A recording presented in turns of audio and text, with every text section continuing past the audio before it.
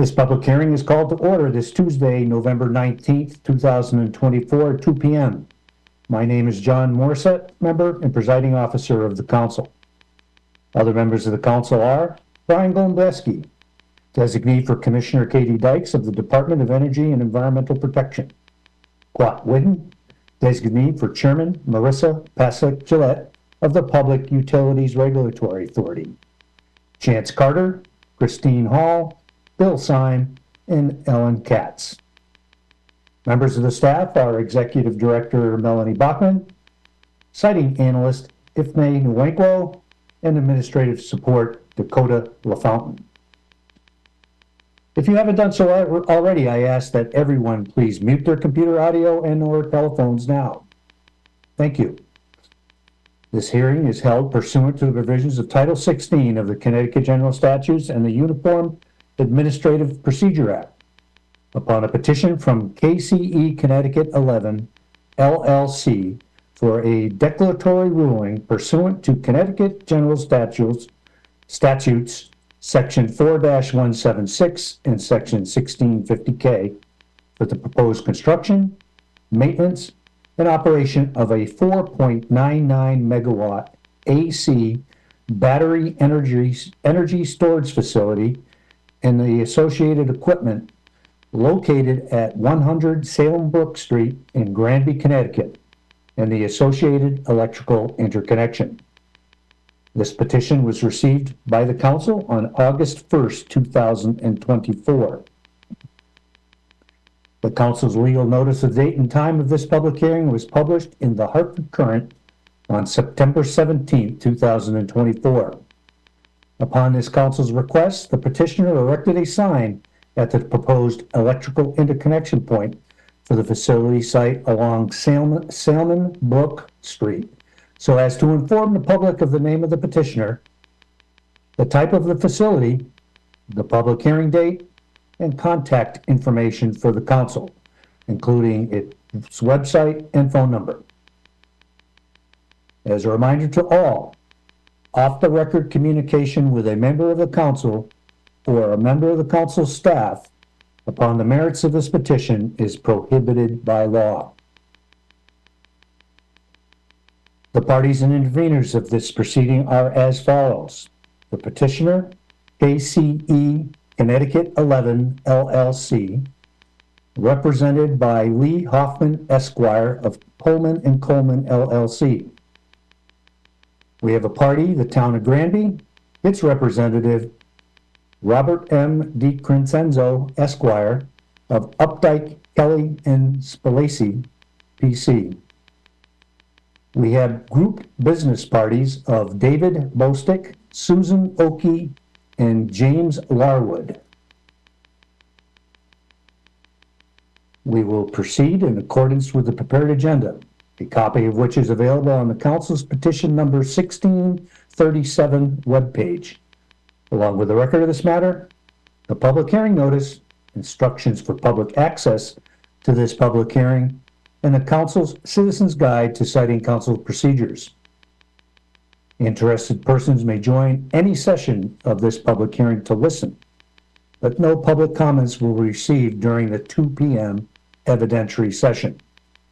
At the end of the evidentiary session, we will recess until 6:30 p.m. for the public comment session. Please be advised that any person may be removed from the evidentiary session or the public comment session at the discretion of the council. At 6:30 p.m., public comment sessions will be reserved for members of the public who have signed up in advance to make brief statements into the record. I wish to note that the petitioner, parties, and interveners, including their representatives and witnesses, are not allowed to participate in the public comment session. I also wish to note for those who are listening, and for the benefit of your friends and neighbors who are unable to join us for the public comment session, that you or they may send written statements to the council within 30 days of the date hereof, either by mail or by email, and such written statements will be given the same weight as if spoken during the public comment session. Excuse me. A verbatim transcript of the public hearing will be posted on the council's petition number 1637 webpage and deposited with the Granby Town Clerk's office for the convenience of the public. The council will take a 10 to 15 minute break at a convenient juncture around 3:30 p.m.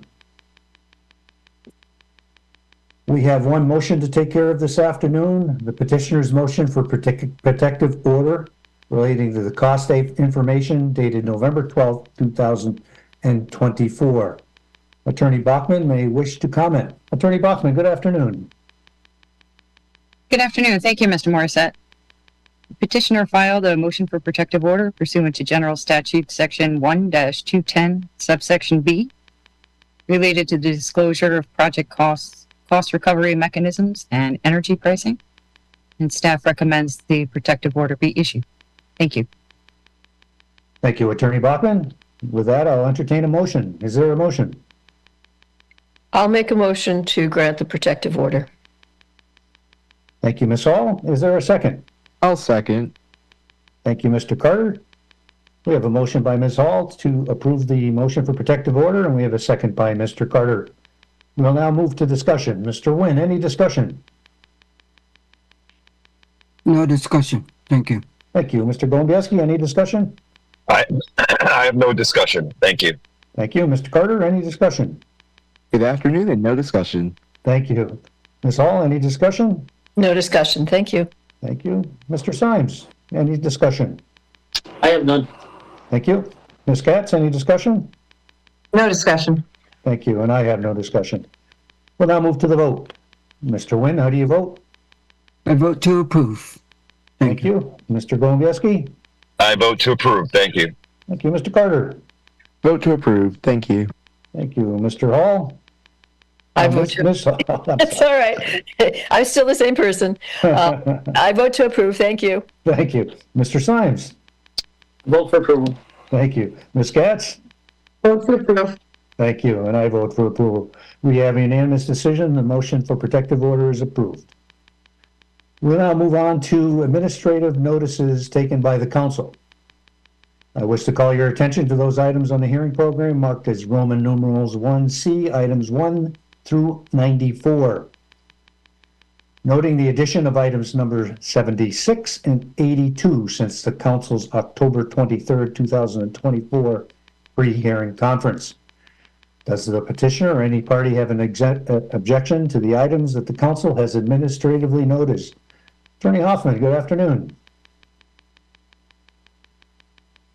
Good afternoon, Mr. Morissette. I am not familiar with item number 82, as it was a late addition, but I have no objections other than that, and I'd just like an opportunity to quick look it up on the internet. Very good. Thank you, Mr. Hoffman. Attorney DiCenzo, do you have any objection?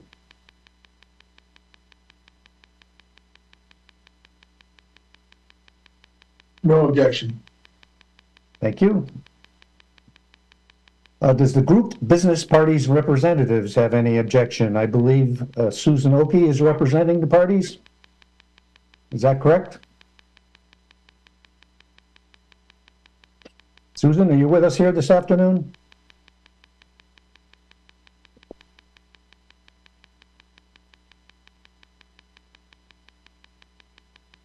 Anybody else from the business parties representatives available?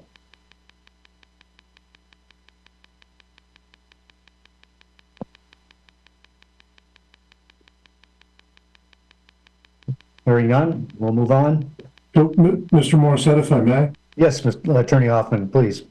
So item number 82 says it's the Lower Farmington River and Salmon Brook Wild and Scenic Committee, but the website is something slightly different. The website that's been given is something slightly different. It's the Lower Farmington River and Salmon Brook Wild and Scenic. If you click on the About Us, the first subsection is the Scenic Committee. So is that what the council is taking administrative notice of?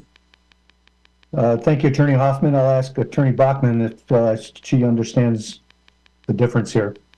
Attorney Bachman? Thank you, Mr. Morissette. I'm certain that the website, the link to the website is correct. Perhaps there may be a typographical error in the title Well, of the document. I'm sorry, Ms. Bachman, I cut you off. I apologize.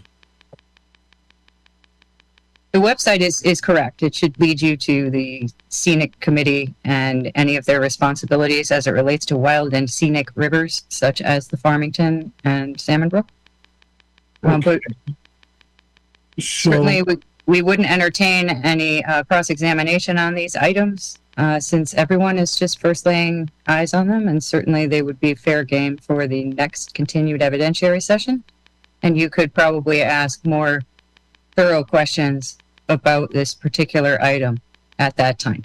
That would be perfect. I think the confusion stems from the document on the website is labeled Wild and Scenic Committee is different from the website that you gave. The website that you gave is just for the Lower Farmington River and Salmon Brook Wild and Scenic.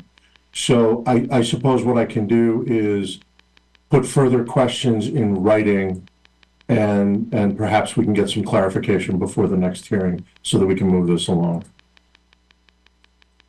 Thank you, Attorney Hoffman. Thank you, Attorney Bachman, and thank you, Attorney Hoffman. With that, accordingly, the council hereby administratively notices these documents. Well, I'll move on to the appearance of the petitioner. Will the petitioner present its witness panel for purposes of taking the oath? Attorney Bachman will administer the oath. Attorney Hoffman. Thank you, Mr. Morissette. I'd ask the witnesses to turn on their cameras so that everyone can meet them.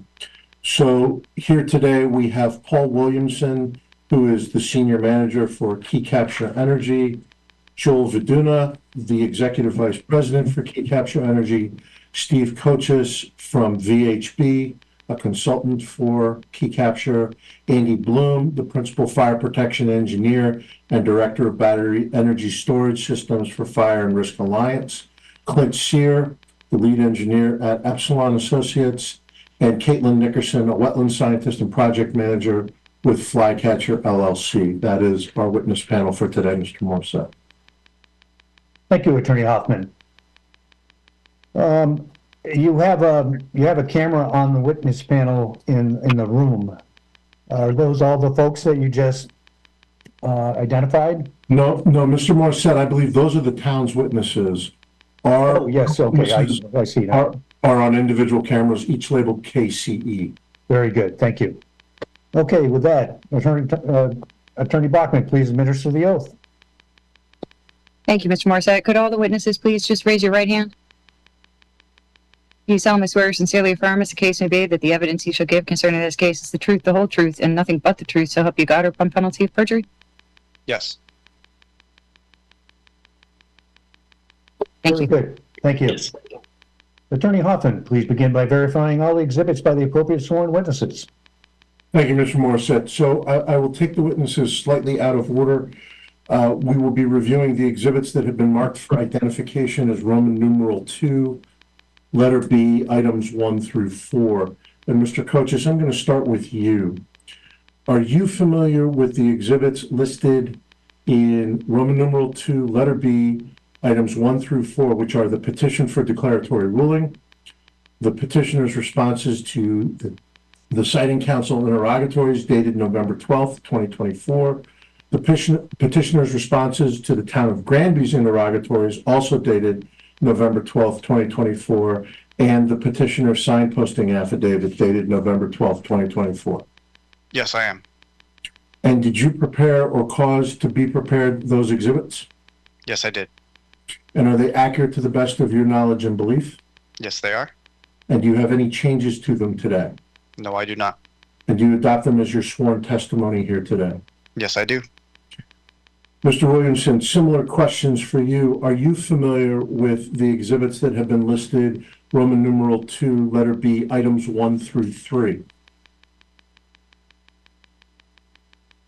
You're muted, Mr. Yes, I am. Thank you, sir. And did you prepare or cause those exhibits to be prepared? Yes, I did. And are they accurate to the best of your knowledge and belief? Yes, they are. And do you have any changes to them as you testify here today? No, I do not. And do you adopt them as your sworn testimony here today? Yes, I do. Thank you. Mr. Verduna, I'm going to ask you the same questions I asked Mr. Williamson. Are you familiar with the items that have been marked as Roman numeral 2B 1 through 3? I am. And did you prepare those exhibits or cause them to be prepared? I did. And are they accurate to the best of your knowledge and belief? They are. And do you have any changes to them here today? I do not. And do you adopt them as your sworn testimony here today? I do. Thank you. Mr. Bloom, are you familiar with the items that are marked as exhibits 2B, 2, and 3, which are the responses to the interrogatories? I am. And did you prepare or assist in the preparation of those responses? I did. And are they accurate to the best of your knowledge and belief? Yes. And do you have any changes to them today? No, I do not. And do you adopt them as your sworn testimony here today? I do. Thank you. Mr. Sear, are you familiar with the items that have been listed as exhibits 2B 1 through 3? Yes, I am. And did you prepare or assist in the preparation of those exhibits? I did. And are they accurate to the best of your knowledge and belief? Yes. And do you have any changes to those exhibits today? I do not. And do you adopt them as your sworn testimony? Yes. Ms. Nickerson, I think you can see where we're going with this. Are you familiar with the exhibits that are labeled Roman numeral 2, letter B, items 1 through 3? I am.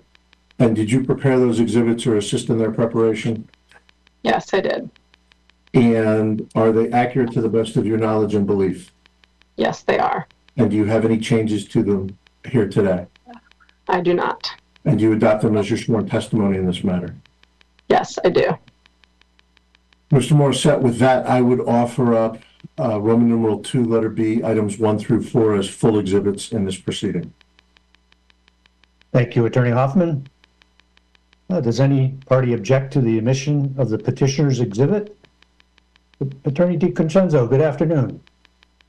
Good afternoon, Mr. Chairman. No objection from the town of Granby. Thank you.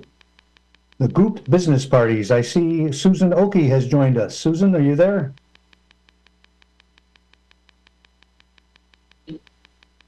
Yes, I am.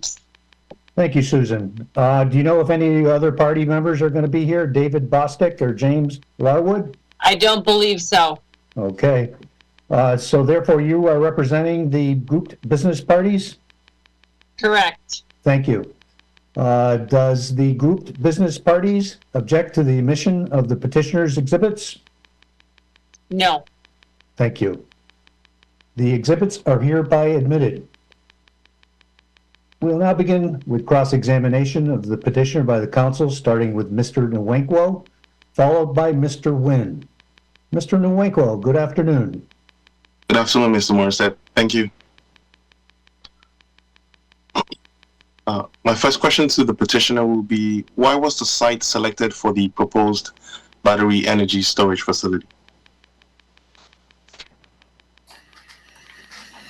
Good afternoon. I'll provide a response to that question.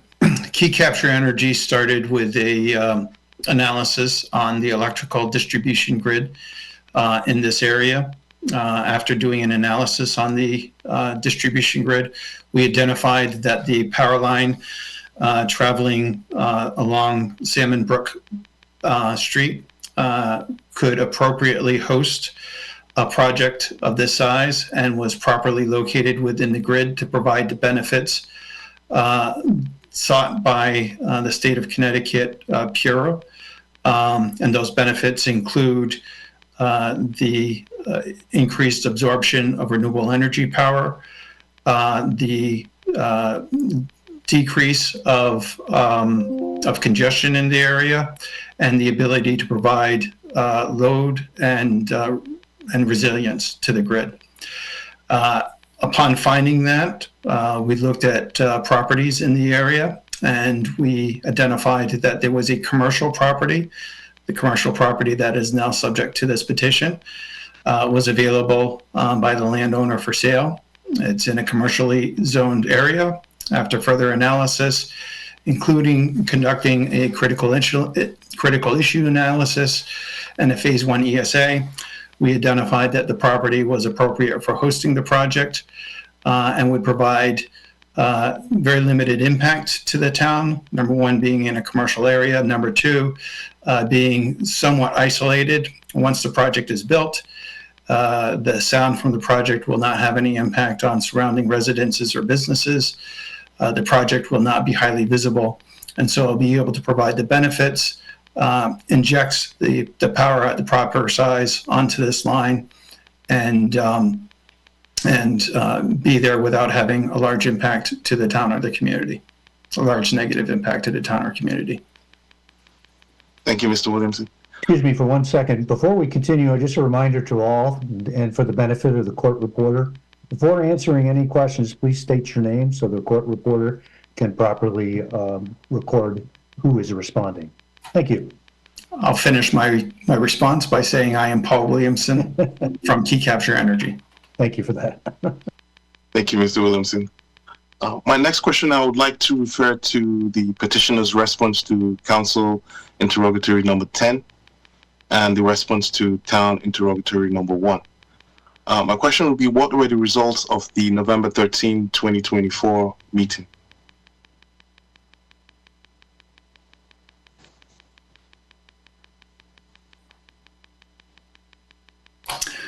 I'm sorry, can you repeat which question number that was for the siting council? That was number 10, interrogatory number 10. Interrogatory number 10 from the Connecticut Siting Council. Oh, I'm sorry, I'm looking at the wrong, I was looking at the town's document. Give me a second to catch up there. I can help. The reference was to the construction vehicles and easy passage by the existing easement. I think the town interrogatory 1 referred to a meeting for the upgrade of the traffic island. Correct. So we've met with the easement itself is subject to 3 parties. 3 parties have the right to that easement area, and we met with the other 2 parties, which include the Acre Group and Larwood Ltd. And we've met with them twice. And the most recent meeting was on November 13th. We've discussed the use of the easement. Per the easement language, the parties are required to enter into a shared use agreement. And so we've outlined the main issues for the shared use agreement and agreed upon it with all 3 parties of the key issues. All of those issues have been provided to Key Capture Energy's legal counsel, who will then be drafting the first draft of the shared use agreement for the parties to review. Upon the meeting on the 13th, all parties also agreed that we would prefer to remove the existing island that is at the entrance of the access area that's coming into both that mall area as well as the access that will be used by the project itself. And the other 2 parties instructed me to research with the town whether or not there are any existing issues that would prevent us from removing that island. We have not conducted that research yet. Thank you. For my next question, I would like to refer to attachment I, sheet C 2.0, which is the revised site plan. This is part of the response to Council's interrogatory number 63. The question is, what is the distance between the battery containers?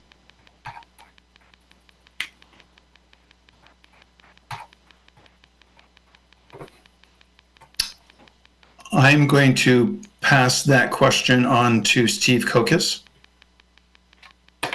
I'm pulling up the file and if you want to move to the next question, I'll be able to get you that response in a couple minutes. Thank you. My next question would be, could the number of utility poles associated with the interconnection be reduced by the use of pad-mounted equipment or other alternative design?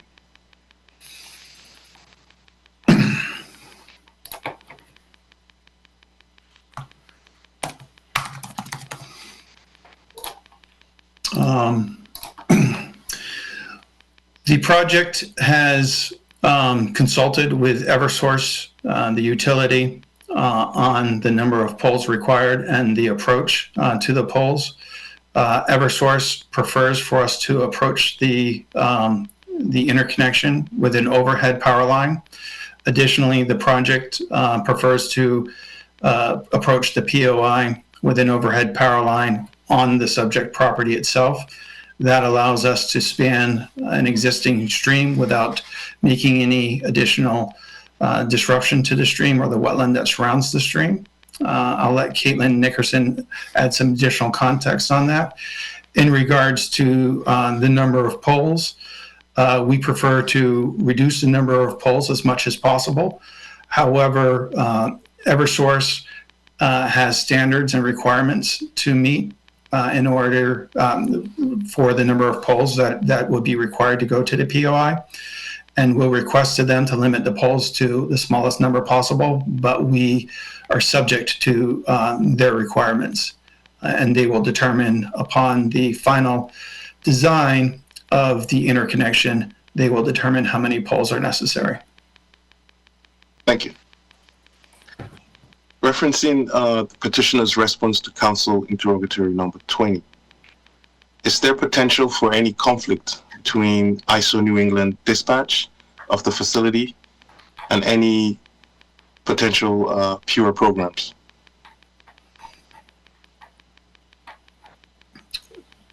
We are not aware of any conflict between ISO New England dispatch and PURA programs.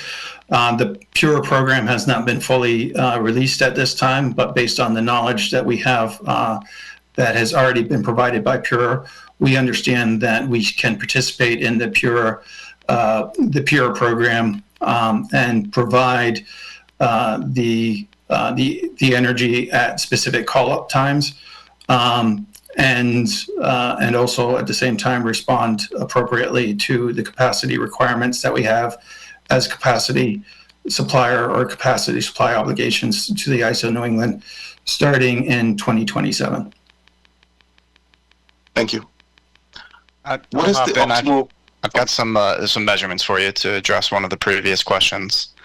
As shown on the site plans currently, specifically on C2.0 on the revised set, the distance between the two close battery pads is approximately 6 inches, and the clear distance between each of the pairs of battery pads, the larger distance, is 11.5 feet. Thank you. And this was Steve Kochis at VHB. Yes, thank you, Mr. Kochis. What is the optimal charge rate for the proposed battery cells? I'm sorry, can you repeat the question, please? Yes, my question was, what is the optimal charge rate for the proposed battery cells? This is Paul Williamson from Key Capture Energy. I will direct that question to Joel Venduna. The batteries are capable of charging or discharging in as little as 4 hours. However, they can be slowed down nearly infinitely. So if we wanted to charge or discharge them over a much longer period, we could as well. Thank you. I would like to refer to the charges schedule. I think that is in response to interrogatory number 24.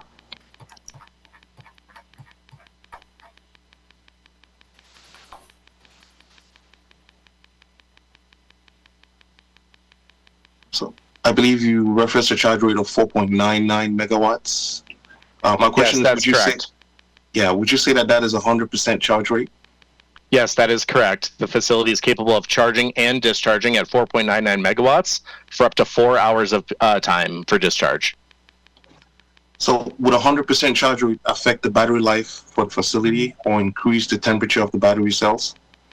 The facility is designed to discharge at its maximum rate or charge at its maximum rate of 4.99 megawatts for up to 20 years for each individual set of batteries, or up to 30 years, and in many cases exceeding 30 years for total facility life. So we take that into account when we design the cooling systems and the useful life of the facility. Thank you.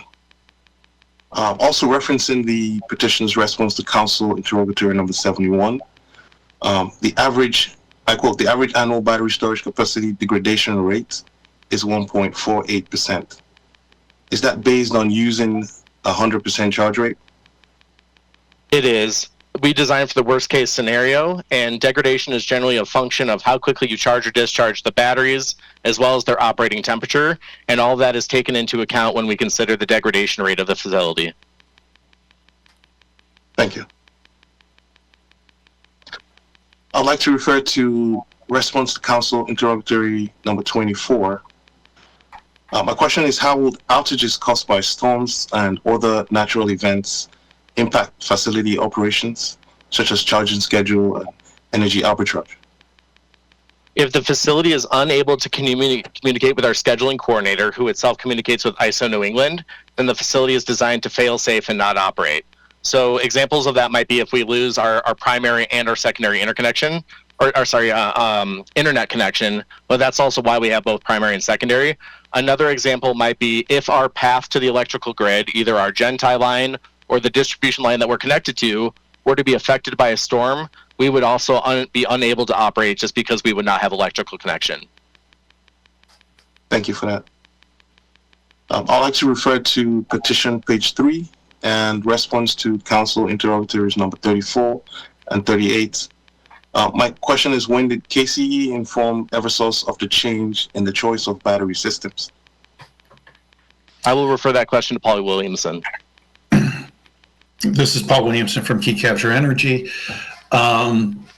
We've first initiated the discussion with Eversource that we would like to make the change of the equipment in July 27th of 2024. Subsequently, we began to prepare the technical data that was required to submit to Eversource, working with our engineers. We provided that technical data in the first week of October to Eversource. We're currently working with them to revise and update and provide a thorough review from their technical team to make sure that the revisions do not have a negative impact on the interconnection. Once that review is complete and it's approved, we expect the Eversource will be issuing an interconnection agreement with the revised equipment included in that. We expect that interconnection agreement to be issued to us sometime within the next 2 to 3 weeks. Thank you, Mr. Williams. What is the anticipated height of the utility poles above ground level after installation? Typically, the utility pole height will be approximately 35 feet, but again, the final height will be determined based on the design that is provided to us by Eversource. And the approximate distance apart of each pole, would you have an idea for that? I'm going to turn that question over to Steve Kokos. Yep. This is Steve Kokos at VHB. On that current, using the revised C2.0 drawing as a reference, we're showing that the first 3 poles that would primarily be for installing the utility company's infrastructure on are spaced about 15 feet on center from each other. And then from the 3rd pole from the street to the 4th pole, we're showing about 20 feet distance. And then from the 4th pole to the 5th pole, we have about 100-foot span that goes across the wetland. And I'll make one additional comment on that. Steve mentioned the 4th pole. As noted, we've communicated with Eversource that we prefer to reduce the number of poles. That fourth pole is one that we believe we might be able to remove and span directly from pole number 3 to pole number 5 and reduce the number of poles. But again, we need to confirm that with the engineering team at Eversource, and that'll happen after the interconnection agreement is signed and they begin the design for the project. Thank you. I'd like to refer to petitioner's response to council interrogatory numbers 13 and 14, and also comments petitioner made under public health and safety titled risk comparison with other community risks. Also quoting the 10-foot separation referenced in council interrogatory number 52. The question is, from what point is the recommended fire safety spacing from the structures measured? Is it from the fence or from the nearest corner of the battery storage units? I'm going to ask you to ask that question one more time to make sure I thoroughly understand the question. Okay. I believe KC quoted 10-foot separation for fire safety under the comments in interrogatory, under the section public health and safety and the response to council interrogatories. The question is, what is the recommended fire safety spacing from other structures measured? In response to that question, I'm going to invite Andy Blum to provide a response. As a way of introduction, with this question regarding spacing and appropriate distances, and also issues that are related to fire issues. Key Capture Energy realizes that the council is appropriately concerned about fire safety in connection with the battery energy storage systems, as are we. To help with this endeavor, we have Andy Blum as one of our witnesses on today's panel. Andy is a principal fire protection engineer at Fire Risk Alliance and is considered to be one of the world's foremost experts in fire protection, energy engineering, and battery energy storage systems industry. He has worked on hundreds of projects throughout the country, authored several papers, and has even written a book on the topic entitled Fire Hazard Assessment of Lithium-Ion Battery Energy Storage Systems. Perhaps most importantly, Andy is a member of the technical committee that authored NFPA 855, which is the primary standard to which energy storage systems are held by NFPA. He also has a specific expertise in fire testing lithium-ion batteries in both EVs and BESS systems. Many of these projects were performed in coordination with NFPA's Fire Protection Research Foundation, and the data collected from these projects have helped shape NFPA's best guidance for first responders. Again, Key Capture Energy is very concerned about safety issues, which is why we've consulted with the best in the field designing our projects. I'd like to turn this over to Andy to address your question. Thank you. Thank you, Paul. This is Andy Blum with Fire Risk Alliance. So specific to your 10 feet question, the Connecticut Fire Code adopts NFPA 55, which Paul just mentioned is the National Fire Protection Association's standard on the installation of energy storage systems.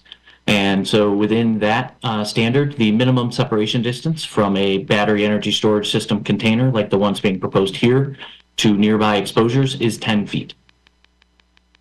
Thank you. Would that, okay, but that will be from the battery container itself, not from the perimeter of the fence. That is correct. The distance we take is from the container itself and not necessarily the property line. Excellent. Thank you. For my next question, I'd like to refer to the response to council interrogatory number 41. My question is, in lieu of the aerosol-based fire suppression system, would the proposed facility utilize the dry pipe sprinkler fire suppression system that is identified in Exhibit B of the petition? This is Paul Williamson from Key Capture Energy. We will not propose to use the dry sprinkler system or a suppression system. For further information on why we make that choice, I'm going to ask Andy Bloom to provide some further information. Thank you, Paul. Again, Andy Blum with FRA. So the prevailing wisdom and use here in the industry currently is that incorporating a suppression system like an aerosol into a battery container such as this does not provide a significant benefit in that it has not really been demonstrated to stop and to prohibit thermal runaway from propagating throughout the system. And so what we do instead with these systems is that they then get tested through a nationally recognized testing laboratory to a UL, an underwriter's laboratory test method, 9540A.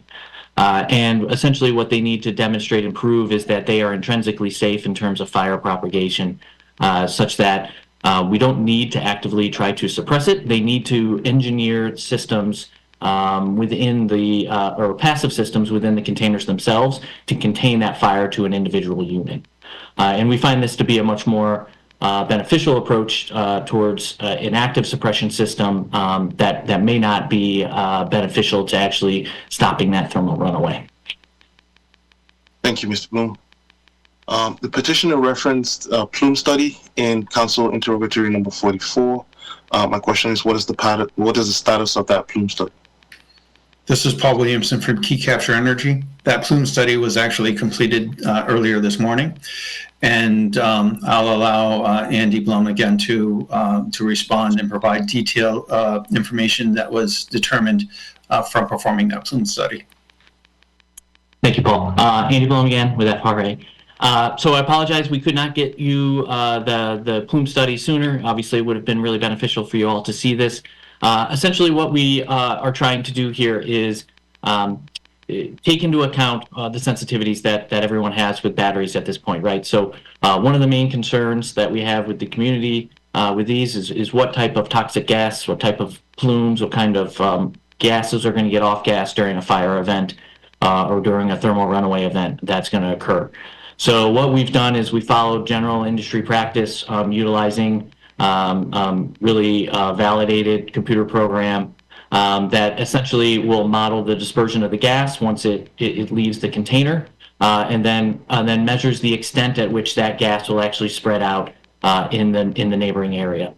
And so what we've got so far with our results is that given the way that this site is laid out and that the property line is around, I think the closest property line that we have here is about 113 feet from the nearest best container, is that we found no release scenarios that would have produced toxic gases or flammable gases that would extend beyond that property line. And this is taking into account a pretty conservative thermal runaway event where we estimated or what we modeled or simulated, I should say, essentially the entire container going into thermal runaway in about 1 hour and 20 minutes, which is a pretty aggressive thermal runaway scenario and demonstrates that even in that type of runaway scenario, we don't have gases extending outside of the site. Thank you. So just to confirm, there will be no impacted areas beyond the host parcel. That's correct. And again, too, I'm happy to answer in any questions, and obviously every question you have on this, and it's something that we plan on sharing, and also something we want to use and coordinate with the local fire department and first responders with. And that's really one of the key things we try to do with these plume models is take that data and then do the proactive work on the front end of coordinating and collaborating with local first responders so that they've got the information and knowledge as well. Mr. Morissette, if I may, because yes, Attorney Hoffman, please continue.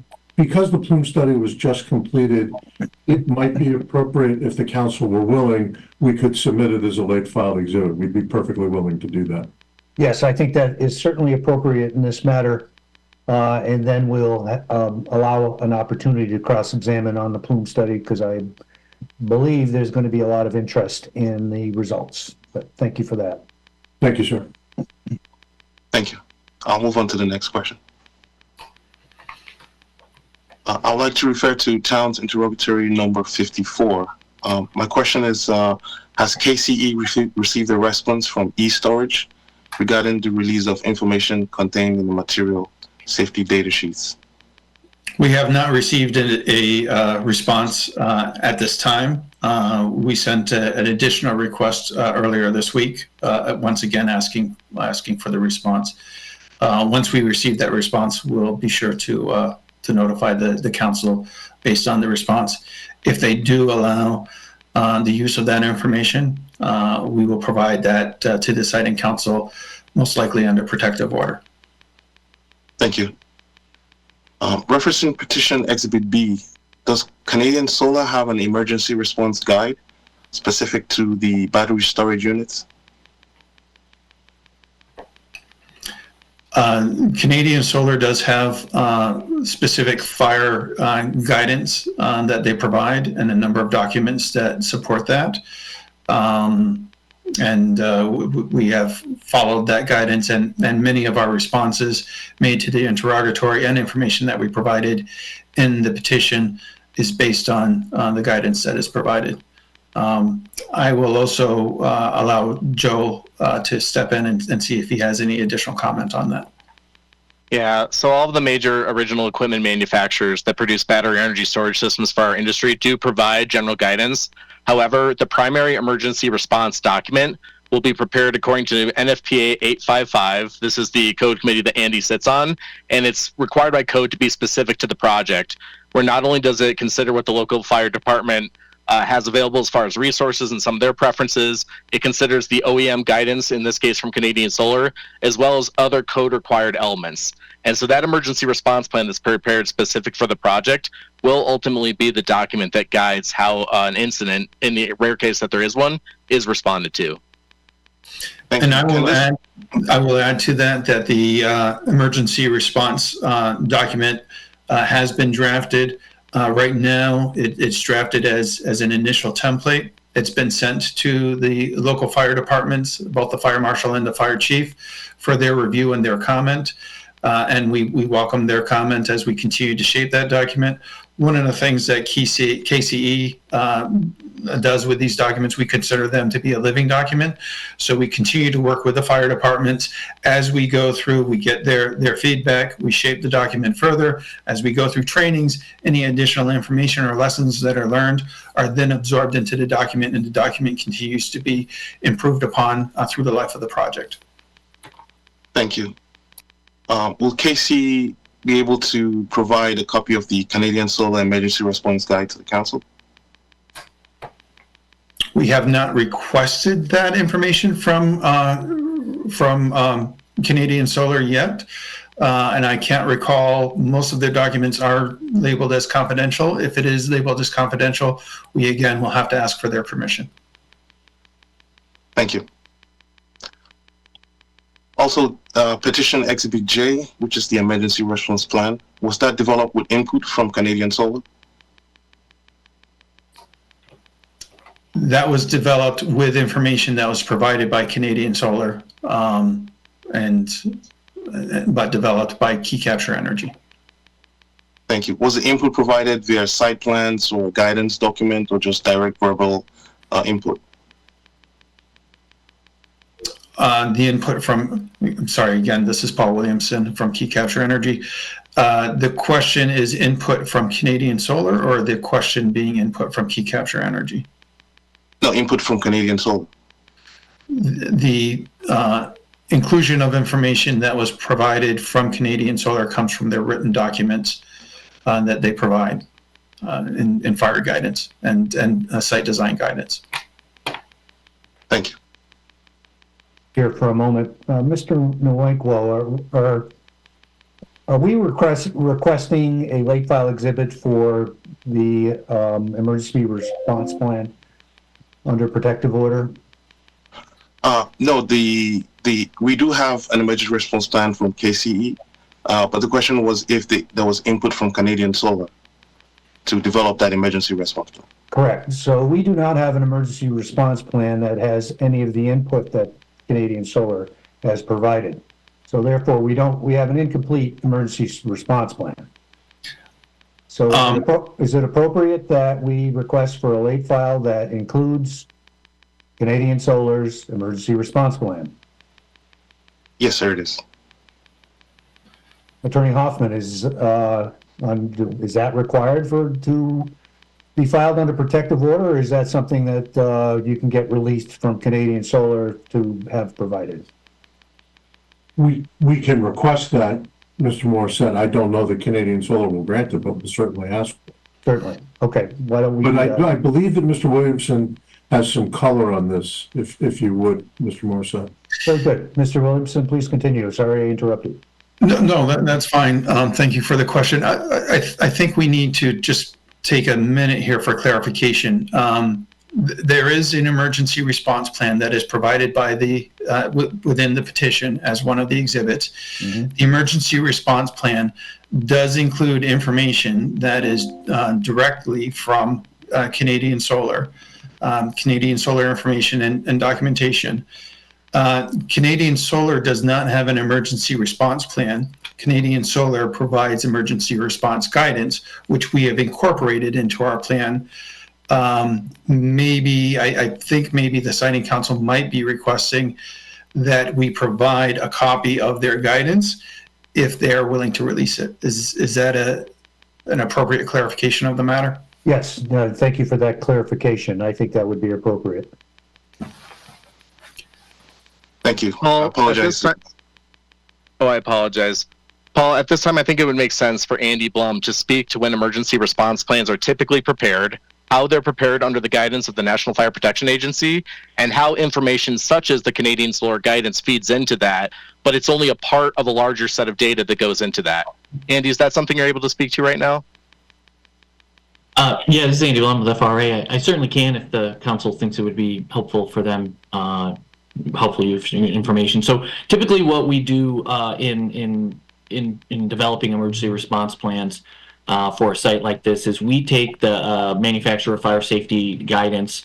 Some of them have put together emergency response guides for their product. Some call it a different document, they call it fire safety, fire safety manual or whatnot. And so what we'll do is we'll take that information and then we'll pull it into a much larger, much more comprehensive emergency response plan that's really tailored to the specific site. It includes, of course, that equipment and what Canadian Solar would recommends and what safety features they have. But it really is a much more holistic approach of looking at the area, looking at the site itself, discussing capabilities, resources, staff that the local fire department has, and then working in collaboration with them to put that plan together so that we don't have just a paperweight document that sits in a drawer somewhere. We actually have a usable emergency response plan that can be pulled up and trained on and understood by the first responders and is really applicable straight to this site. And so I think, there's obviously, I don't want to speak for Paul and Key Capture, but I'm sure they will be happy to share whichever information it is you find most useful, whether it's the Canadian Solar guidance, or a more comprehensive emergency response plan as that gets developed over time. Thank you. I'll move on to the next question. I'd like to refer to petition exhibit G, which is the noise analysis. My question is, what is the dominant source of noise from the battery energy storage facility? This is Paul Williamson from Key Capture Energy. I'm going to turn that question over to Clint Sear from Epsilon. Good afternoon, Clint Sear with Epsilon Associates. The site is comprised of several different components of sound, one being the battery containers themselves, where the sound is primarily generated from the cooling systems associated with those containers. Also at the site are a couple of inverters, as well as transformers, and those pieces of equipment are necessary for the site. As far as the dominant sources of sound, I believe the inverters and battery containers themselves both are top contributors as far as sound goes. Thank you. Also looking at that same document, I'd like to refer to figure 1, which is at the end of the report. It appears there are residential structures on the parcels at receptors 5, 6, and 7. My question is, why were these receptors assigned as commercial use rather than residential use in Table 3, which is on page 5 of the noise analysis? Sorry, I'm just referencing the report now. Again, Clint's here with Epsilon Associates. I believe that those assignments were based on a review of the land use of those parcels. The information, I believe, from the town's website indicated that they were of commercial use, not private residences. Thank you. Will a double erosion control barrier be an effective wetland protection measure during construction? As noted by Ms. Kate Bentners on page 5 of the pre-file testimony, this is identified as attachment B of the town's exhibits.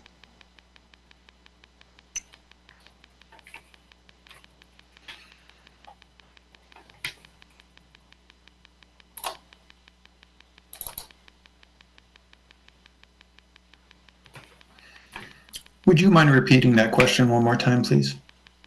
Yes. With reference to the pre-file testimony of Ms. Kate Bentners, which is attachment B of the town's exhibits, on page 5, the question is, will a double erosion control barrier be an effective wetland protection measure during construction?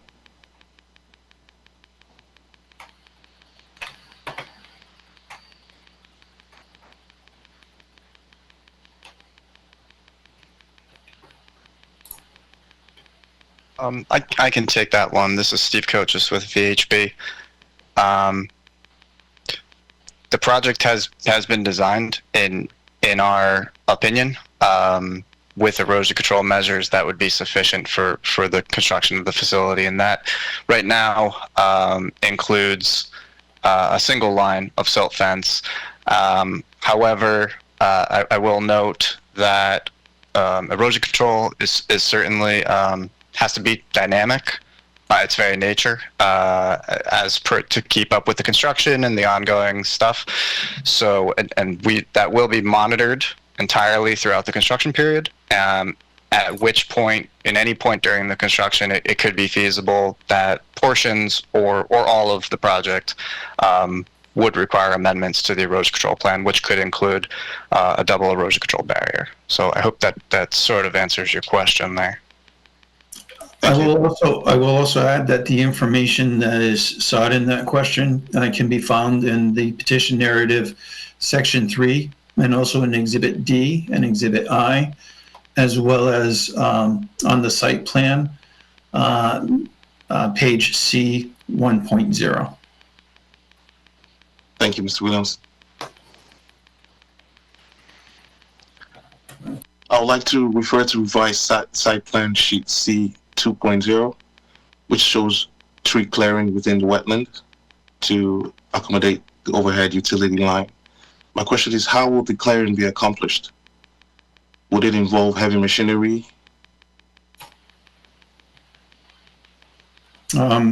This is Paul Williamson from Key Capture Energy. I'm going to ask Caitlin Nickerson to discuss the clearing going through that wetland. Caitlin Nickerson for Flycatcher. Yeah, typically with a clearing or sort of clearing in a wetland of this size, equipment can be used to come up to the edge of the wetland and reach in to drop trees. The nature of the wetland at this crossing has a lot of shrubs and smaller undergrowth. There actually aren't a ton of trees directly in the wetland, so we suspect that heavy equipment will not need to be within the wetland at all. If there's a tree within there, that can also be dropped via like chainsaw. So yeah, the crossing over the wetland and minimizing impacts to that resource will require a little bit of consideration just during the clearing process, but I don't expect there to be equipment needed within the wetland. Thank you. What sort of measures will be employed to protect the wetland resources? Similar to what Steve was describing, erosion control barriers and avoiding tracking equipment into the wetlands or anything like that. Thank you. Additionally, if I may, there's no grubbing required for clearing within the right-of-way, which is also very protective of the resource downslope. Thank you. I'd like to refer to attachment H of the response to council's interrogatories. Could the petitioner characterize the visibility of the proposed battery storage facility from viewpoints 1 and 3?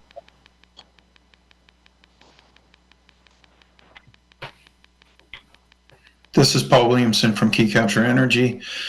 The viewpoint 1 is located on the west side of Salmon Brook Street, looking directly at the clearing that Caitlin just referenced for the transmission line. And so you're looking directly down the transmission line path. You can see the clearing within the photo simulation.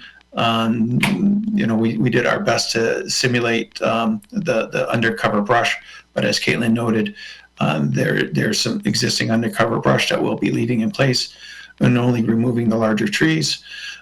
From that purview, you are not really able to see anything other than the transmission line itself and the power poles that are associated with it. Then looking from view of point 3, that is in the parking lot or actually within the easement area that provides access to the project. From that point of view, you can look up the access road and you can see within the photo simulation itself, you can see a portion of the project to the left side, the viewer's left side, and some of the cleared area. One of the things that we noted, if you look on the map that's in exhibit, we needed to provide a location that was relatively close to that access road in order to actually show a simulation where you could see the project itself. If you go to any of those additional alternative views that are noted on the map, further back from the access drive or further to the east, you'll note that you cannot actually see the project itself through the access drive from those additional locations. So visibility of the project itself will be highly limited. Thank you. Has KCE received a response to the deep NDDB determination request dated July 23rd, 2024? I will invite Caitlin to answer that. Thank you. Caitlin from Flycatcher. I just checked the easy file today and we have not received a response from NDDB. Thank you. I'd like to refer to response to town interrogatory number 24. How was the 50-foot clearance between the battery storage facility and the vegetation determined?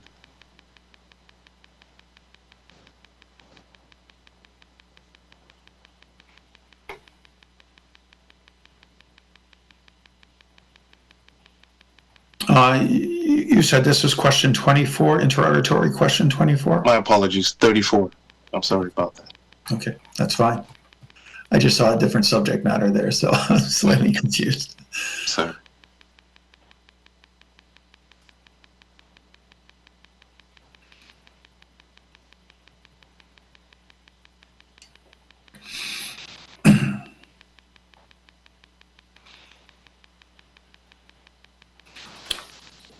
So in our practice of developing projects in the state of Connecticut, with 3 other projects that we've developed, we've consulted with our internal subject matter experts and safety experts to determine what was the appropriate distance between the batteries and final clearing area, and determined that 50 feet was appropriate safeguards for the project. And we instructed Steve Coaches and the VHB team to utilize that number as a basis when doing the design. Steve, I don't know if you have anything additional to add to that. Yeah, I'm actually going to possibly kick it back to you, though, Paul. And this is Steve Coaches at VHB. I think referencing other battery projects that we've permitted through the siting council previously, Paul, you and I had discussed the use of something around 50 feet for the constructability of the facility to give your construction team room to construct the facility. Do you want to comment on that? Correct. Thank you for that additional note, Steve. Yes, as Steve mentioned, that additional clearing allows for trucks, equipment to move throughout the project area when assembling the battery, and have the appropriate space to move around the project area as doing the construction. Thank you. Approximately how many construction vehicles and what types of vehicles will be expected to enter the site during construction? I'm not able to answer that question, but I will ask Joel if he's able to answer that question. Sure. So it depends on the phase of construction. So, for example, if we are moving dirt, typical earth moving equipment that you might see, like a backhoe, would be used. If we are setting battery containers, small rough terrain or mobile hydraulic cranes will be used to put those in place. And then the other more typical types of equipment would be things like material handlers, so telescoping forklifts or other types of forklifts, as well as just pickup trucks that any common construction company might use. Thank you. Would you have any traffic concerns with equipment deliveries? No, there's only 8 containers, 1 transformer, and 2 inverters, and so that's a pretty small amount of deliveries that actually need to be made to site, particularly given that these modern systems are manufactured mostly off-site to limit on-site construction activity. And so the actual period of time where equipment will be delivered to the site is a very small period of time. By way of example, if you had all the equipment there ready to offload this, all of this work could be done in a week. Now, granted, it will be spread out more than that, but it's just simply not that many physical boxes that actually need to be delivered to site and set on foundations. Thank you. Will this require any traffic control? There may be temporary traffic control required. Paul, on this specific project, is there anything else you want to add there regarding traffic control plans? No, we don't currently have any additional traffic control plans, but we will do a traffic study before we enter into our construction. That'll be part of our construction and design. Through that entire process, if our engineering team determines that additional traffic control is necessary, we'll approach the local police department and make arrangements for that traffic control. And though that traffic control, if needed, would be for a very limited, specific amount of time. Thank you. How frequently will the site be visited for maintenance purposes post-construction? Joel? So the site is unmanned and it will be monitored by a remote operations center. However, there will be technicians that visit the project on a semi-regular basis to perform routine maintenance activities, as well as corrective maintenance activities on the equipment. And so that will happen periodically, but it's not going to be an everyday activity on a project of this size. Thank you. That'll be all my questions, Mr. Morrison. Thank you, Mr. Nowinko. We'll now continue with cross-examination by Mr. Nguyen, followed by Mr. Golubieski. Mr. Nguyen, good afternoon. Yeah, good afternoon, Mr. Morrison. Just a couple of follow-ups. And I understand a lot of discussion regarding the fire. But a follow-up question is, has KCE ever experienced any fire incident relative to its project, to its battery project? Would you like me to take that, Paul? Yes, please. So no, we haven't had any battery fires like you see in the news occur at any of our operational facilities. We have had very sporadically had like electrical fires that are unrelated to the batteries, just as anybody that operates electrical infrastructure might have. So, for example, on some of our sites in Texas, nesting birds might make a nest somewhere where they're not supposed to, or a rattlesnake might crawl into somewhere where they're not supposed to, and we deal with those incidents as they happen. But no, we have not had lithium-ion battery fire like you might see in the news. The incident you just talked about, that's in Texas, not in Connecticut? Correct. We do not currently have operational facilities in Connecticut. The other question about the clearing. It's my understanding that there will be 1.6 acres will be clear for the project. Is that correct? Steve, could you please provide some nuance on the clearing and the space required? Sure. I think we answered that in one of the interrogatories. I'm just looking through number that. 59. Yep. Let me just pull that up real quick. Yeah, respond to Southern Council questions.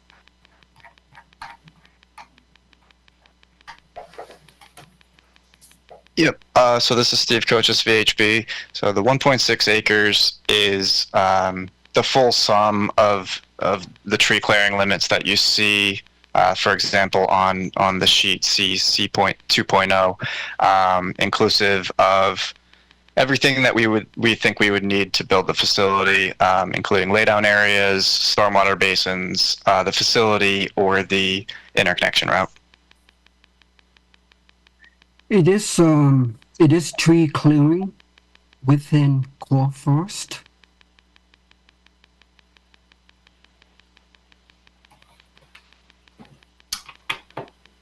Caitlin, I think you're best suited to perhaps answer that question. Maybe you and Steve together. I would have to double check. I'm pulling it up myself right now just to double check.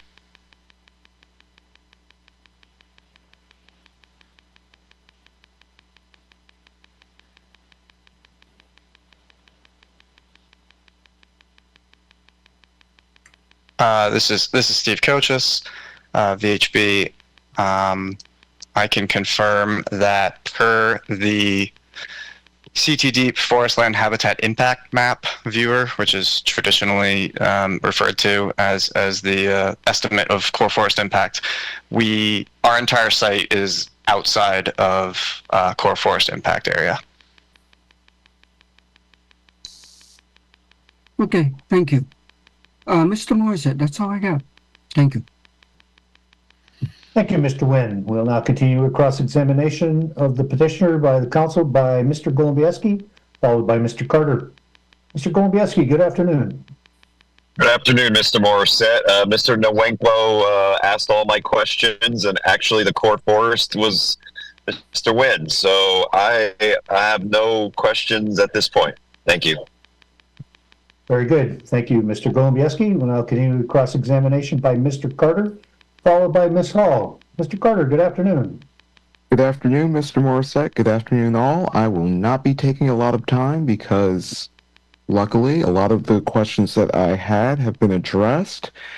I just have two things. The first is in regards to Council Interrogatory number 2, which goes into outreach with the town. Has there been any further updates on communication with the town since the record of outreach was distributed? No, there have not been. As noted in the record of communication, the last several attempts that or the last several invitations that we provided to the town to engage in further opportunity to discuss and learn about the project. We were directed to make such requests to the town's attorney, and the town's attorney did not respond to any further requests. Thank you. And the last question that I have, well, really, it's more of a clarifying question. In regards to the response from the Council on Environmental Quality, that their letter had some concerns regarding impact to the northern long-eared bat, as well as some concerns around clearing for of the spot in question. Is there anything that can be spoken to address those concerns as noted in the letter?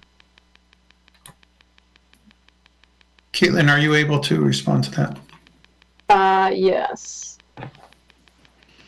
So sort of overarching response to that would be that the project is not triggering federal jurisdiction. There's no direct fill in wetlands or other actions that would trigger a federal permit. So therefore, the federally listed species that are mentioned in the Council of Environmental Quality's report are not subject to permitting for this project. I would say typical protections for northern long-eareds would be clearing outside of their breeding season in the spring and summer. There are specific times that U.S. Fish has for that. Thank you. I had something else about the interconnection, but I don't want to belabor that anymore, and I'm sure that we'll get back to it, and Mr. Morissette is way more qualified to have that conversation than I am, so I'm good. Thank you. Thank you, Mr. Carter. We'll continue with cross-examination by Ms. Hall, followed by Mr. Simon. Ms. Hall, good afternoon. Good afternoon. I would like to talk a little bit about volunteer fire departments, but to put it in context a bit. How many of these battery projects has KCE established, and how many do you have in the pipeline? Joel, would you like to answer that? Yeah, we have 14 operational facilities comprising about 650 megawatts, and we have a pipeline of roughly 12 gigawatts of over 100 projects. The vast majority of these are located in areas with volunteer fire departments, both for our existing operational fleet and for the projects that have been cited for the future. And when you deal with volunteer fire departments, are there any specific concerns that you think you need to address or that the community needs to address? So I'm actually going to let Andy speak to this a little bit. And for background, I did used to be a firefighter in a past life. Andy is a fire protection engineer. And what I'll do is I'll let Andy speak to the specifics about how we liaise with local fire departments, whether they are a professional paid department or a volunteer fire department. But what I'll say more generally is we engage with these departments early and often. The code requires that we do, and the code also dictates that their input is important. And so we consider the resources that they have available, the physical implements that they have available. However, given that the prevailing wisdom on firefighting guidance is to not actually actively fight the fire, in general, the capabilities of local volunteer fire department are good enough because they can use their standard turnout equipment. They don't need anything special. You don't need like a bomb squad or a hazmat force or anything like that. We do find that in general that is adequate. Andy, do you want to speak specifically about your engagement with volunteer fire departments across the nation and some of the concerns that Ms. Hall is getting at? Yeah, absolutely. Thank you, Joel. This is Andy Blum with FRA. So part of FRA's team, we actually have an entirely team dedicated to emergency response, and it's made up of former firefighters, former fire officers, and they essentially go around the country and provide training. And 5-10 years ago, this was mainly focused on things like oil and gas industry, and then of course over the last few years, it's gotten more and more focused on batteries. And so, what we try to do at FRA and working in collaboration with a developer like KCE is learn about the local jurisdiction as much as we can. Of course, we meet with them, discuss their capabilities, everything that Joel just mentioned. And then we put together that emergency response plan, and we put together a training program for them that's appropriate for them given their resources. And so what we try to do specifically there is of course train and educate as much as we can so that they are comfortable with what is on site and what they need to do for their actions. And then specific to volunteer, another aspect that we really focus on is with those emergency response plans and with those emergency response procedures, we try to come up with the most appropriate plan and the most appropriate approach for them so that we don't have to tie up critical resources for you all and your community. And so what I mean by that is we don't need 3 trucks out there standing around, for a day at the site. KCE, with folks like ourselves, put together an emergency response team as well of a number of subject matter experts that can be in contact with the first responders initially. They can also come out to the site, help provide that guidance, help provide that information. But essentially, really the key there is to relieve those resources that you have. And especially this is, again, really critical for volunteer versus career, is that these folks also have, of course, other jobs to do and have other emergencies to respond to in your community. And so as quickly as we can, we try to triage the situation. We work with you. KCE works with the first responders. And and as quickly as we can, we try to get them off-site. Once we know that the fire or thermal event or whatever is occurring, maybe it's a bird's nest on fire or something that Joel was talking about before, but let's figure that out as fast as we can. We work with them, and then we try to release them and get them back to their normal everyday lives. I will also add to that response too that Key Capture Energy did have a meeting with town officers that included Brian Long, the fire marshal, in which we provided some of the very high level of this information that Joel and Andy has provided. And since then, we've made an invitation out to the town fire department, both the fire chief and the fire marshal, to engage and initiate the process that Andy has illustrated. And that invitation remains open, and we're eager to start that process with them. And I appreciate all of the emphasis you've put on training and your responses. Is there any concern about equipment? As I understand this site, there are no fire hydrants close by.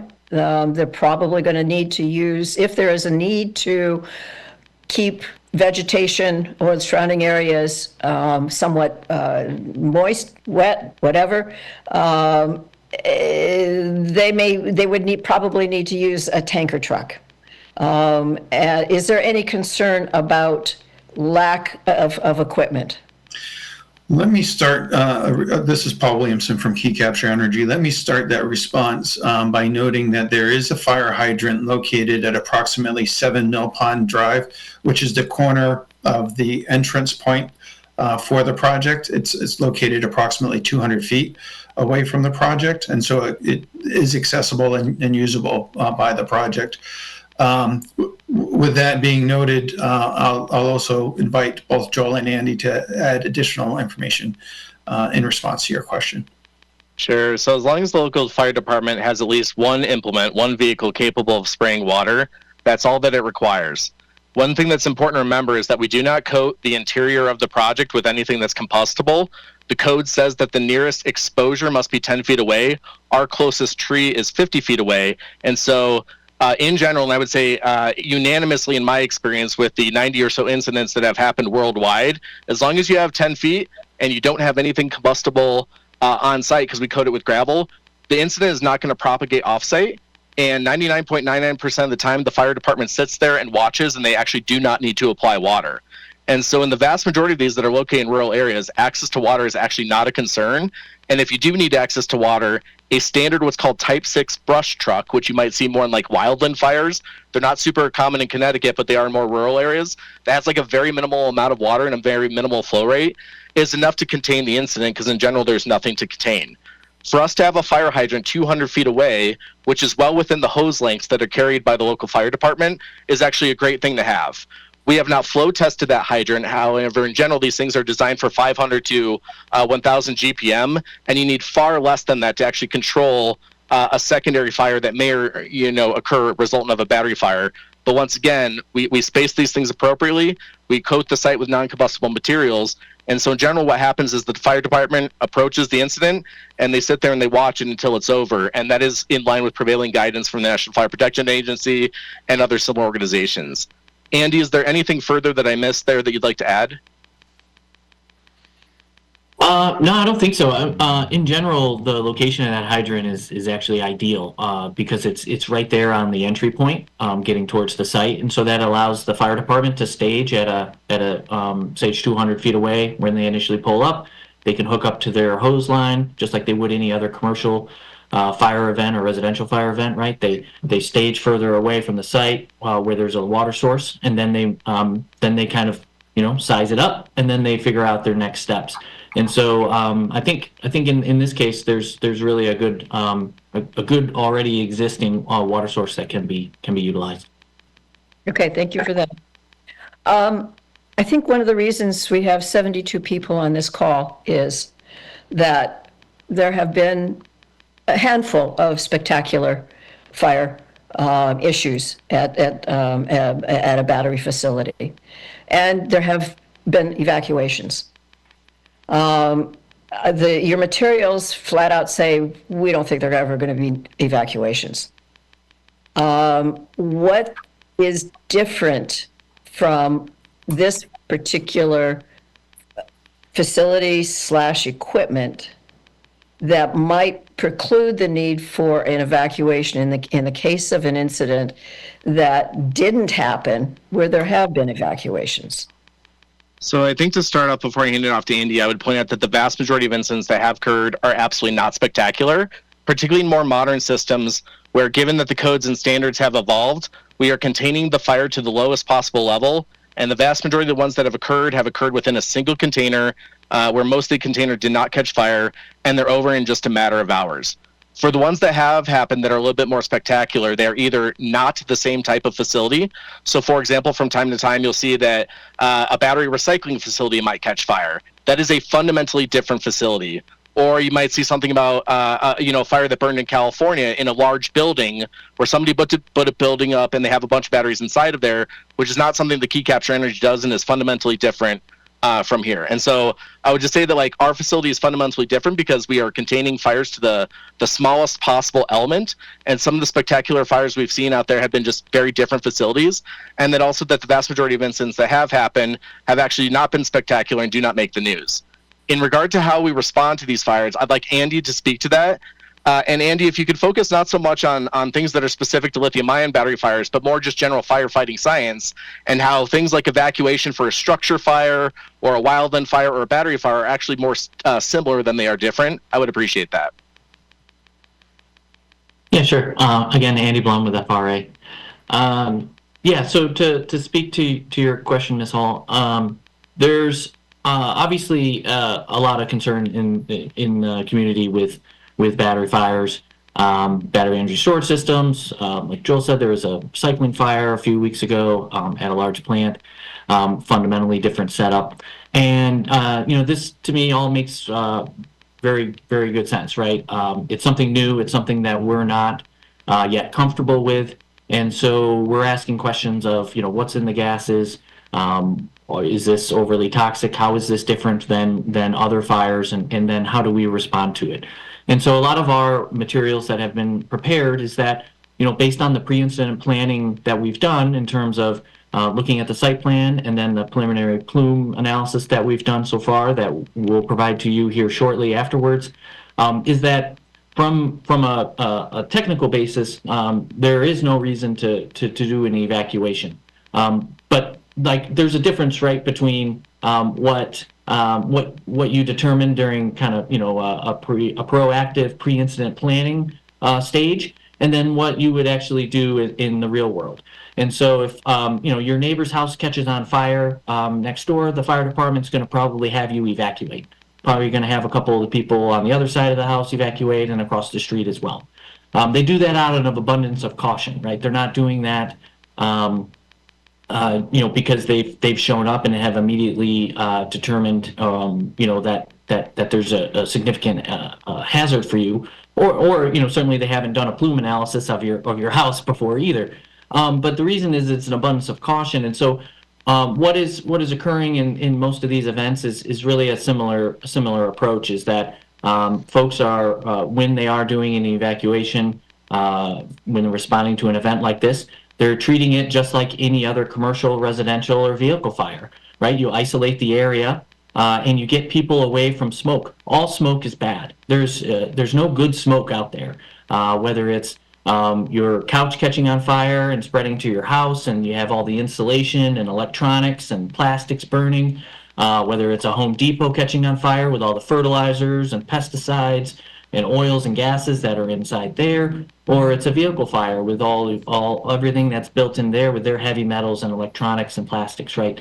So, and that's why that's the approach, is for the fire department to initially show up, stage at a safe area, and then isolate the area, and then they begin their operations. And then the last thing I'll add is that there is and has continued to be a great deal of additional testing that's gone into these batteries over the last number of years to answer questions like that you're bringing up here. And so specific to the Canadian Solar product, they're using a lithium-ion chemistry that's iron-based. So it's lithium iron phosphate. And so the battery itself is predominantly a very large chunk of iron. And so it doesn't have a lot of those rare or heavy metals that you may find in other applications, like in an EV. And so those, could be a nickel-based, manganese, or cobalt. Those types of metals that could be more of a concern to people's health and safety, as opposed to iron-based. And so the reason is that it's a stationary battery, right? It's just going to sit there. It's not going anywhere. We don't need to drive it 0 to 60 in 2 seconds. And so lithium iron phosphate is it's a more stable battery chemistry. It is less likely to go into thermal runaway than some of these other battery chemistries that are lithium ion based. And if they do catch on fire, again, they don't have those rare earth metals that could be a concern for everybody.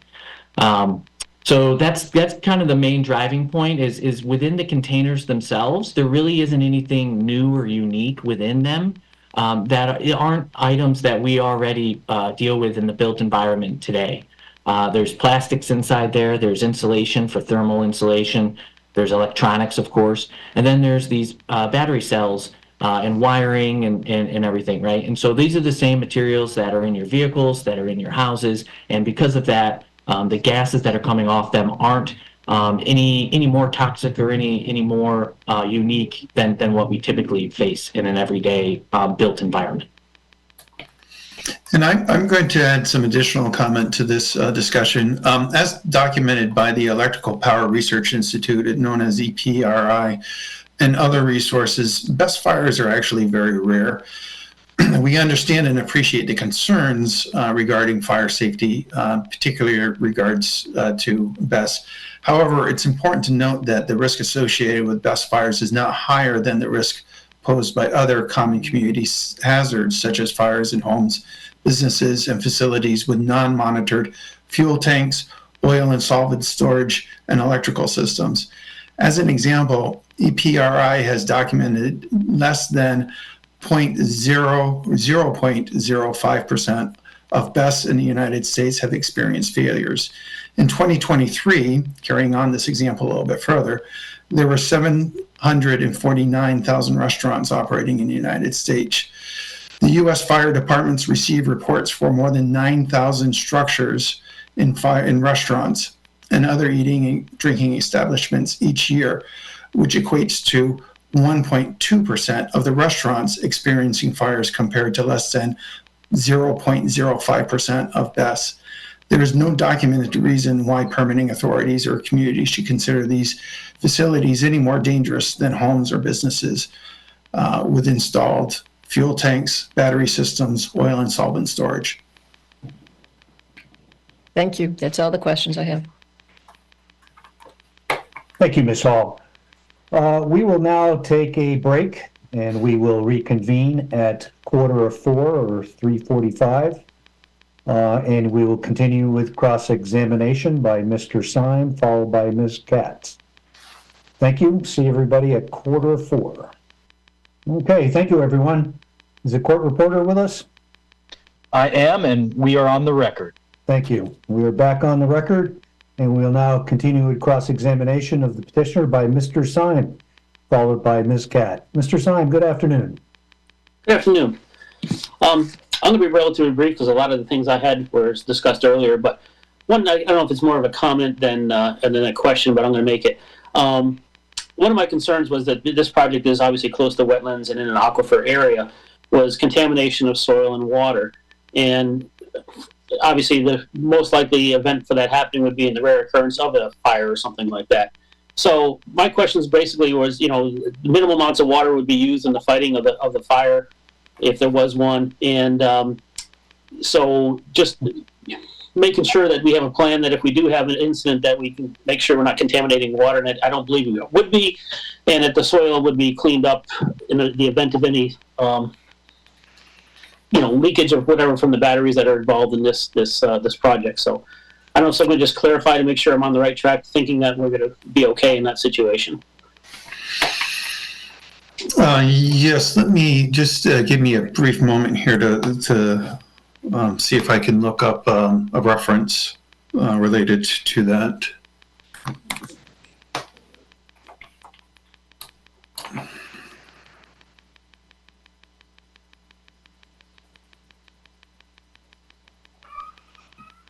I'm sorry, as I was trying to look up the reference, everything went out of my head. Can you repeat the question?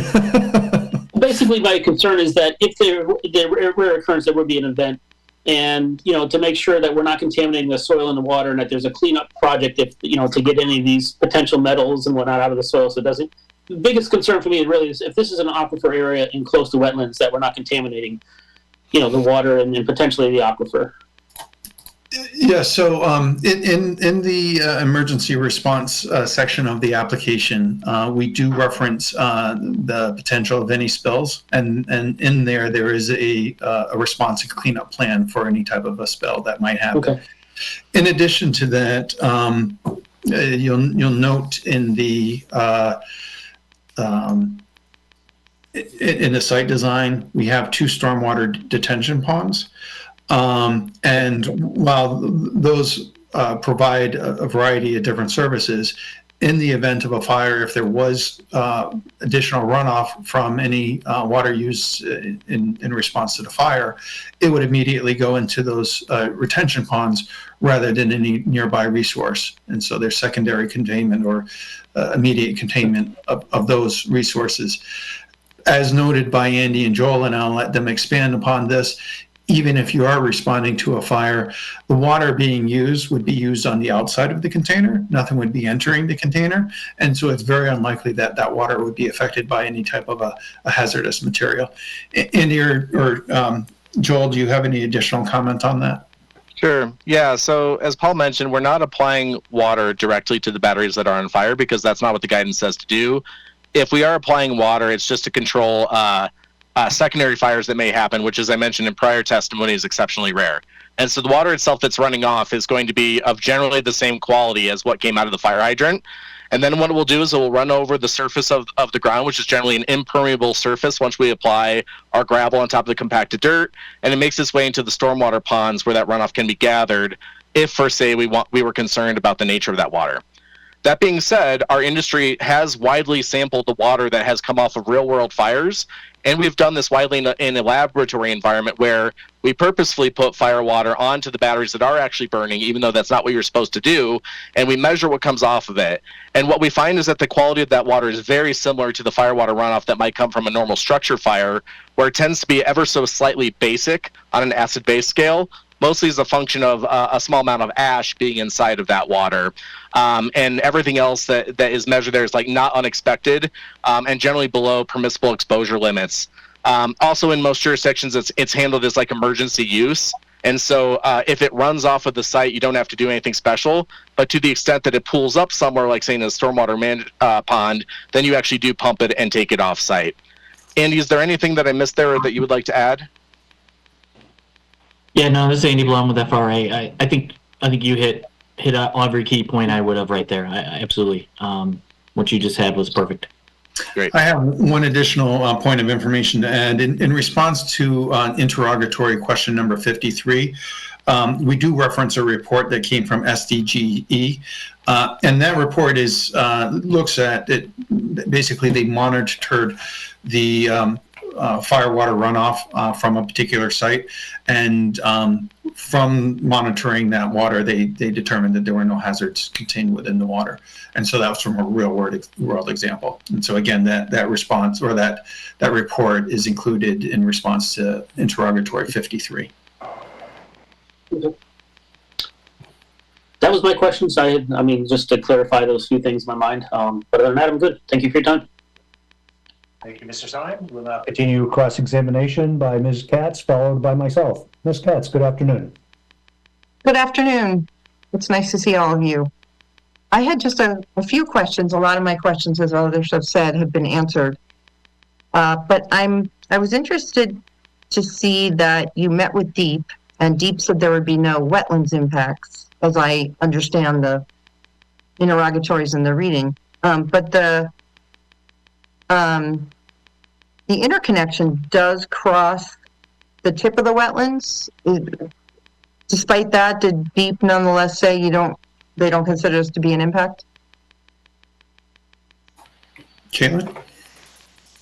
From my recollection of the meeting, and the notes for that meeting were provided in the interrogatories, they did not consider, I mean, we presented the site plans and described the project in that meeting, and they did not consider that an impact, based on my recollection. Okay, so what will you be doing in that wetlands area, just to make sure I'm clear on it? Sure, and it might be helpful to look at the resource report. That is petition exhibit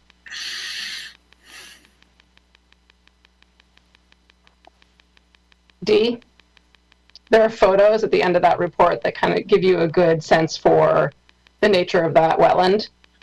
There are quite a bit of like shrubs and lower growing vegetation within the wetland. So the only thing that need to be cleared within the resource would be trees that could grow above a certain height. So it would be pretty limited in terms of the scope of clearing that's required because it's a dense shrub wetland. Yeah, I can't, there's nothing else that would need to be done within the wetland specifically. Because also, yeah. Will the interconnection, what are you putting along there? Are you putting utility poles? Is that what's going there? Overhead utility poles. So the other thing that I was going to say is that in addition to sort of lower shrub vegetation within the wetland, it comes down at a steep slope and comes up at a steep slope. So if you look at the topo on the site plans, or otherwise, yeah, it's the poles will sort of be on either side of that slope and the wetland comes down in the middle, if that makes sense. So you're not clearing to the ground, you're clearing sort of anything that would be in the way impeding the lines? Correct. Okay. Yeah, and just a way of rephrasing it in a different way, basically we'll be cutting down any tree of size, any vegetation that can grow to an extent of higher than approximately 8 feet. Those will simply be felled by chainsaws, and if needed, will be pulled out by cable without any equipment going into the area. No digging, no tracks. Will be remaining outside of the area, and any traffic that will be in there will be foot traffic. Okay, thank you. Now on the access road, as I'm looking at the site plan, it's south of, I don't know, are those commercial buildings that I'm looking at? Correct. And so to access the site, you have to go essentially through the parking lot for that? Correct. And did you consider going out to 202 for a more direct route in case there was an event of a fire or anything like that? I mean, that's really, it sounds like this site doesn't get a lot of access unless there's an emergency. Is that correct? Correct. So this is Paul Williamson from Key Capture Energy. Yep. We did explore the opportunity to go directly to Salmon Brook Street from the project area. However, in doing so, we would have to cross the wetland and that stream because that area, the wetland and the stream, represents somewhat of a steep ravine that would either have to be filled or bridged. That again would create a fair amount of impact to that area in construction. It would be at a much higher cost. And there's a much lesser impact using the existing access where we'll be coming in through an existing parking lot, existing paved area. One of the things I mentioned earlier in testimony that we're negotiating agreement with the other two parties that have access to that area for the easement. One of the things that agreement includes will be making any improvements that will be necessary in that area for any of the heavier traffic required for delivery of the systems. And again, that improvement itself will benefit the entire area for delivery trucks coming to those businesses, any emergency responders coming to our project or to those businesses itself. So this is Ellen Katz. So when you say in that area, you mean coming off of Mill Pond Road? I'm guessing delivery trucks would go behind. Is that a mall or is that? It's somewhat of a strip mall in both of those buildings that are on either side of that access pathway that you see. In one of the buildings, there's a restaurant and a clinic, a health clinic. And on the other building, there's a restaurant and I believe a nail parlor and a chiropractor's office. Okay, so when you say the other parties have access to that area, are those entities you're talking about? Correct. So those two entities that own those buildings, one is called a group, that's at 7 Mill Pond, and at 9 Mill Pond is Larwood LLC. And so those are the property owners, the commercial property owners of both of those buildings. The way this entire property, including our property, was once owned by the Guarco family. The Guarco family subdivided the property and sold commercial real estate to those parties that now own those buildings. And they currently retain the property that we have a purchase option agreement for. So we'll be buying that last commercial property from the Guarco family. And in the process of the subdivision, the deeds were written so that that property that we have a purchase option agreement on has a 17.5-foot right-of-way on one of the properties and a 17.5-foot right-of-way on the other property, giving us a total of a 34-foot access and utility easement to the property. Okay, so it sounds like you're still negotiating the terms of what those access agreements will be. So we don't need to negotiate the terms of the access agreements. The deed provides us the right to access. We're negotiating terms of a shared use agreement.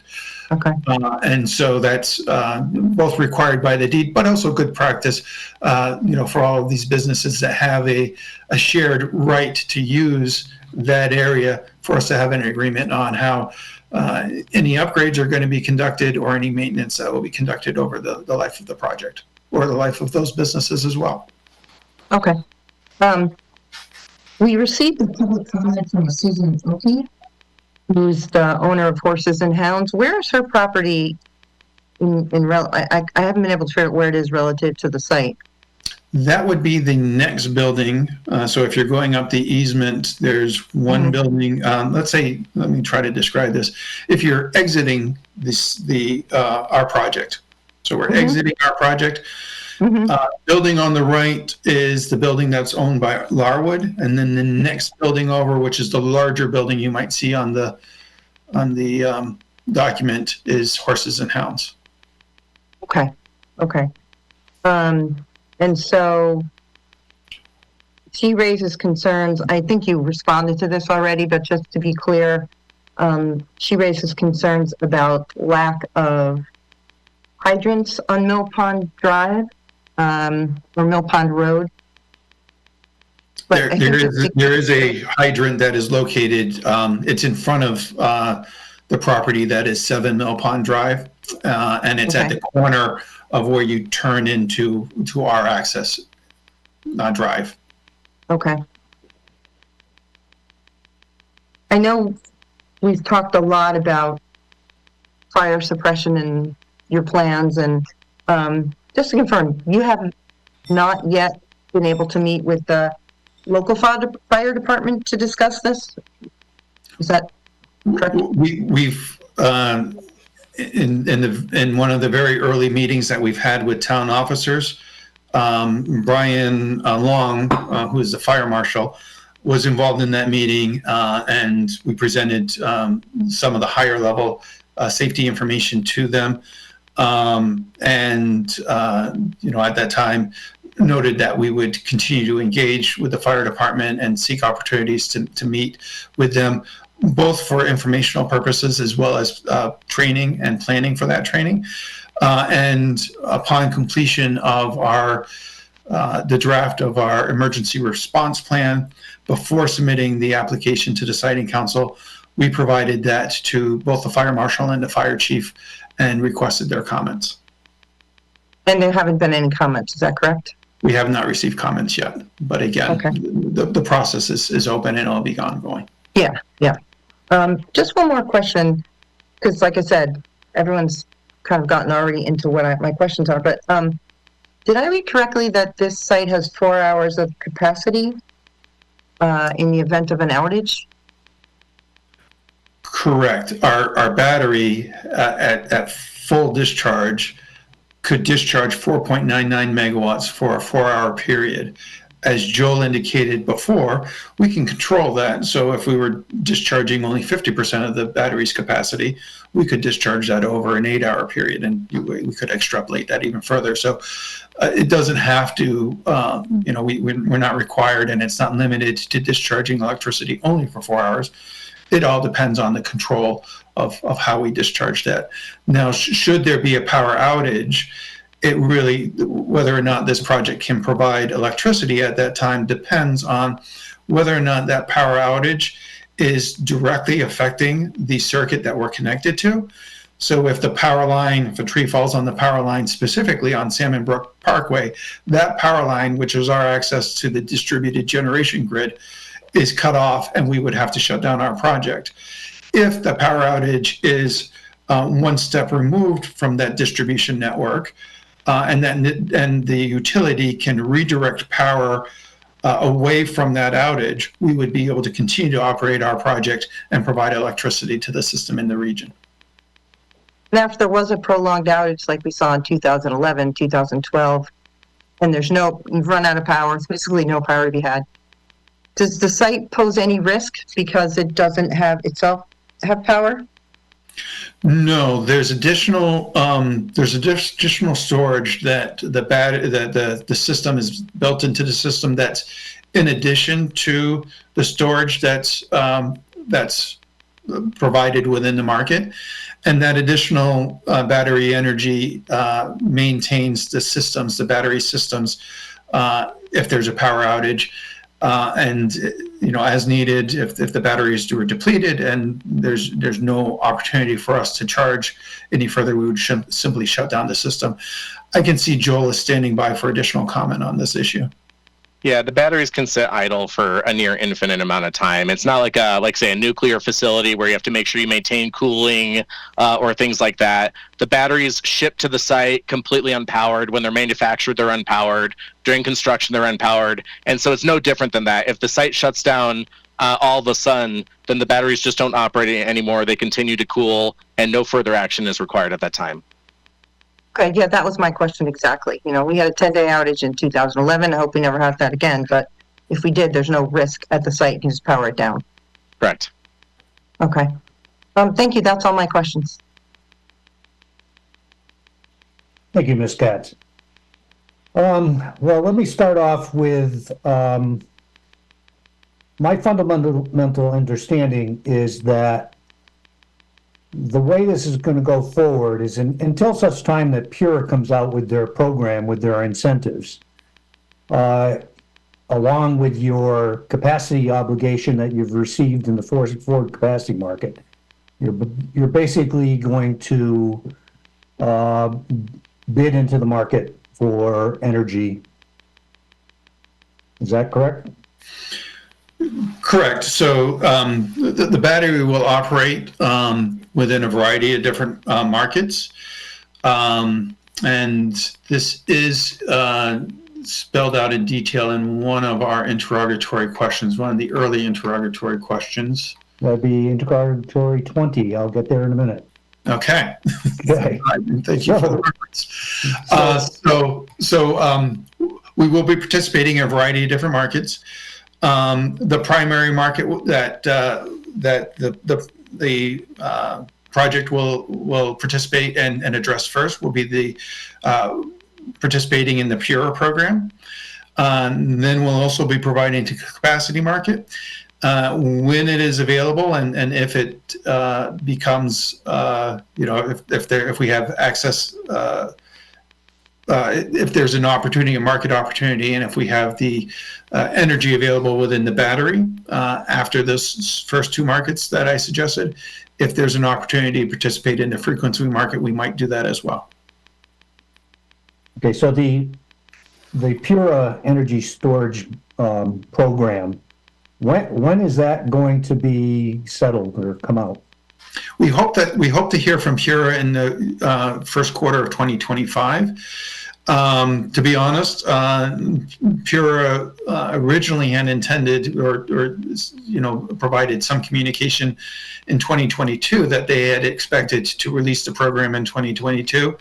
And since then, we keep coming across a number of delays from PURA. I believe the most recent delay, and this is me doing my best to provide some insight and judgment from as a third-party bystander, but I believe the most recent delay is PURA wanted to not to release their program at the same time that Connecticut Deep was conducting the RFP for large-scale energy storage procurement. And so they've been waiting for that entire process to be complete before they release the details of their program. That's to the best of my understanding. Okay. All right. So you did clear the 4.9 megawatts in the forward capacity market? Correct. We did in forward capacity auction 18 in February of 2024. And those obligations start in June 1st of 2027. Thank you. And go through 2028. Then we will participate in subsequent auctions for capacity supply obligations in the subsequent years. Okay, thank you. Okay, going to interrogatory number 20, you talk about the dispatch. And it says you're going to operate in response to the direction of ISO New England's dispatch instructions. Those instructions will be based on bids and offers. So basically, if I can interpret that, is you're going to do day ahead and then real time. Correct, and that's how the forward capacity market operates in ISO New England. So we've qualified to deliver 4.9 megawatts. They provide the capacity needs in the day ahead market, and then we would bid in to provide to that, and we're qualified to provide that capacity. Right, you'll be bidding into the day ahead energy market, and you'll as a get capacity resource. We're having a nomenclature difficulty here. It's versus capacity versus energy. So when you bid into the day-ahead energy market, you'll establish your schedule, and that's what you will deliver to the distribution circuit. What happens in real time? Do you, let's say you've got 5 megawatts per hour, but you only bid in 3 megawatts per hour, and you operate at 5, you'll get the real-time price. So will you be taking advantage of that, or will you be sticking to the day-ahead schedule? You want to take that, Paul? Yes, please. Thank you, Joel. Yeah, so when we do our wholesale trading operations nationwide, it basically works the same everywhere as it does for ISO New England. Within the rules of the market, mainly Our capacity obligation requires that we have a must-offer obligation. We must participate in return for that capacity payment. And within the rules established by any out-of-market incentives, in this case, the PURA program, for which we don't know what those are, on a day-to-day basis, we're going to make a decision for what we're going to do tomorrow, generally in the middle of the day, which is some combination of day-ahead or real-time energy, as well as ancillary services, primarily frequency regulation. As of now, the vast majority of batteries in ISO New England are providing frequency regulation on a pretty regular basis and occasionally doing real-time or day-ahead energy arbitrage. Okay. So that is what you mean by ISO New England's dispatch instructions. It's really the day ahead and real-time market. Correct. We bid, and if we clear, then we are dispatched according to what markets we cleared in. Okay. And thank you for mentioning frequency. So this circuit, 43... F3, does it have a frequency problem? Or is the frequency market going to go back to the substation? I can't speak specific. Sure. So when we're talking about distribution circuits in general, voltage support is more common there. However, in the context of frequency, that's, as you're well aware, more of a system-wide issue, right? And the way you can think of any individual grid is a little bit like a spring, where in general, the entire grid is operating at 60 hertz. However, sometimes certain generators get a little faster, a little slower in certain parts of that grid. And so in reaction to that, we are dispatched to either charge or discharge rapidly to maintain the grid to 60 hertz within NERC limits for upper and lower bounds on that 60 hertz, you know, plus or minus 0.001 hertz or something like that. So. Correct. The given that Northeast Simsbury is a pretty small substation, I wouldn't think that they would have frequency issues, maybe voltage issues on that circuit, but not frequency issues. But generally speaking, the frequency market in ISO New England is relatively small, and so we mentioned that we may be participating in that, but it is not our main focus or consideration. Yeah. Okay. So Eversource did an analysis and they basically said, okay, we need batteries off of the Northeast Simsbury substation in this area of the state. Did they do an analysis and provide you a report that basically tells you that information? We're not aware of that analysis. We did our own analysis and identified where we thought the battery would be valuable for the grid, and proceeded by, again, we did our analysis on the grid, identified that it had the right capacity and characteristics, and filed an interconnection request with Eversource. Eversource conducted the system impact study, as this was not a FERC jurisdictional project. Yep. And so that, you know, that's where we are, but we're not aware of any direct analysis performed by Eversource. I see. I misunderstood. I thought Eversource provided some guidance as to where these circuits were that needed assistance. Okay, well, given that response, you know, like I said earlier, Northeast Simsbury is a very small substation. Do you know of any solar facilities that are on that feeding that substation, or in the area, or any other type of generators? There, you know, the electricity is provided by a variety of different resources within the region, and so there's not a direct generator that is going into the Simsbury substation right now, but there is a solar project that is located adjacent to Simsbury substation that goes into the grid in this area, and a variety of other generation that is within the greater area coming from north of Granby from Massachusetts to south of Granby, where in Windsor Locks you have hydropower generation and additional generation from gas, as well as generation from solar. And that's all being affected in this area. And so that generation coming into the Simsbury substation is a mixture of generation, and this project will provide a benefit by allowing generation that is intermittent to be stored and then used at a optimal time to support the grid and the use of electricity in this area.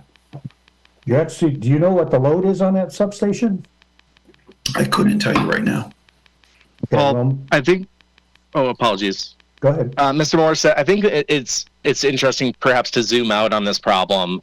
I don't think anybody at Key Capture can speak to specific loads or generators that go into that substation at this moment in time. But what I can speak to is how we site projects and why we site them there. We have a very sophisticated siting team made up of PhD electrical engineers that analyze supply and demand at various different nodes on the grid. And we look for mismatches in supply and demand that creates congestion on the grid. What we know is that where there's congestion is a good place to site a battery. And whether you're looking to get picked up by, like, say, a pure incentive, or you want to make the most money in a wholesale power market, or you want to be most attractive to utility, like, say, Eversource under a tolling arrangement, we know that electrically these are where the batteries are best suited on the grid. And so while we can't speak to the specific sources of generation or load on this circuit, what I can tell you is the reason we have a battery there is because we identified routine portions of the day, month, and year where supply and demand are mismatched, where a battery that can blow with charge and discharge can operate profitably and increase reliability and resiliency for the grid in that location. Okay, well, my concern with this location relating to the grid is there's very little generation in the area. Maybe that's why. There's very little commercial or industrial load in the area. The substation is not that big. So what benefit to the grid is it providing? So I don't know if there's information that you can provide that says, this is why, putting it in this location on this particular circuit provides these benefits to the grids. So I'll just leave it at that and let you ponder whether you have information that will, answer those type of questions.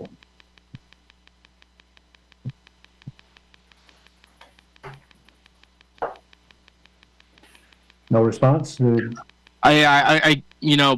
I'll let you respond. I think we'd have to see, what we have. In general, I will say that the resolution of information on the distribution system is not as good as the transmission system. And so we could probably put together a narrative about how we cite these things. Whether or not there's specific studies we can share, we'll have to look into that. But we'll dig up what we can and share what we can. Well, I don't want to, plant any seeds, but it could be fundamentally is that the answer possibly could be, well, because it's a small substation, that they're having difficulty meeting their local distribution load and they need an additional resource within the area. But I'm just reading the tea leaves here. But so I'm struggling with that a little bit. So if you could help me out there, I would appreciate it. I will counter slightly when you mentioned that there is not substantial generation in this area. Remember, this is only a 5 megawatt project, and it is aligned with generation that is currently operating within the area, as well as additional generation that is proposed in the area. As I noted, the company Desri currently does have an operating solar power project that is adjacent to the Simsbury substation. In addition, there are additional solar power projects that are proposed in the greater Granbury-Windsor Locks area, as well as gas generation and hydropower generation within this region. So there is generation, and in excess of the levels of generation or storage that we're talking about at 5 megawatts. Okay, Mr. Chairman? Yes. We asked that the petitioner file a late file exhibit. Attorney DeSandro, I am cross-examining the witnesses at this point, and if I think it's appropriate, I'll ask that. When your turn comes, we'll see if it's appropriate. But I will request a late file be provided explaining some of that, because I'm not convinced at this point. The generation in Windsor Locks is going to go to the Windsor Locks substation. The Northeast Simsbury solar facility may be part of the what you're referring to, maybe helping charge the batteries and maybe the answer. But I need something clear for me to understand that. So if you could provide a late file, so I have can clarify that in my mind as to how this is going to fit in and why it's appropriate that this be cited in Granby. Okay, we're gonna move on. I've dwelled on that long enough. So, Excuse me, Mr. Morissette, yes. can we just get a little more description of what you're working so that we can give you, what you're looking for so that we can give you what you want? Certainly. Okay, what I'm looking for is, a white paper that basically says, the benefits of siting in Granby, providing generation and or storing energy associated with a solar facility, if that's the case, provides the system a benefit as far as its operational needs.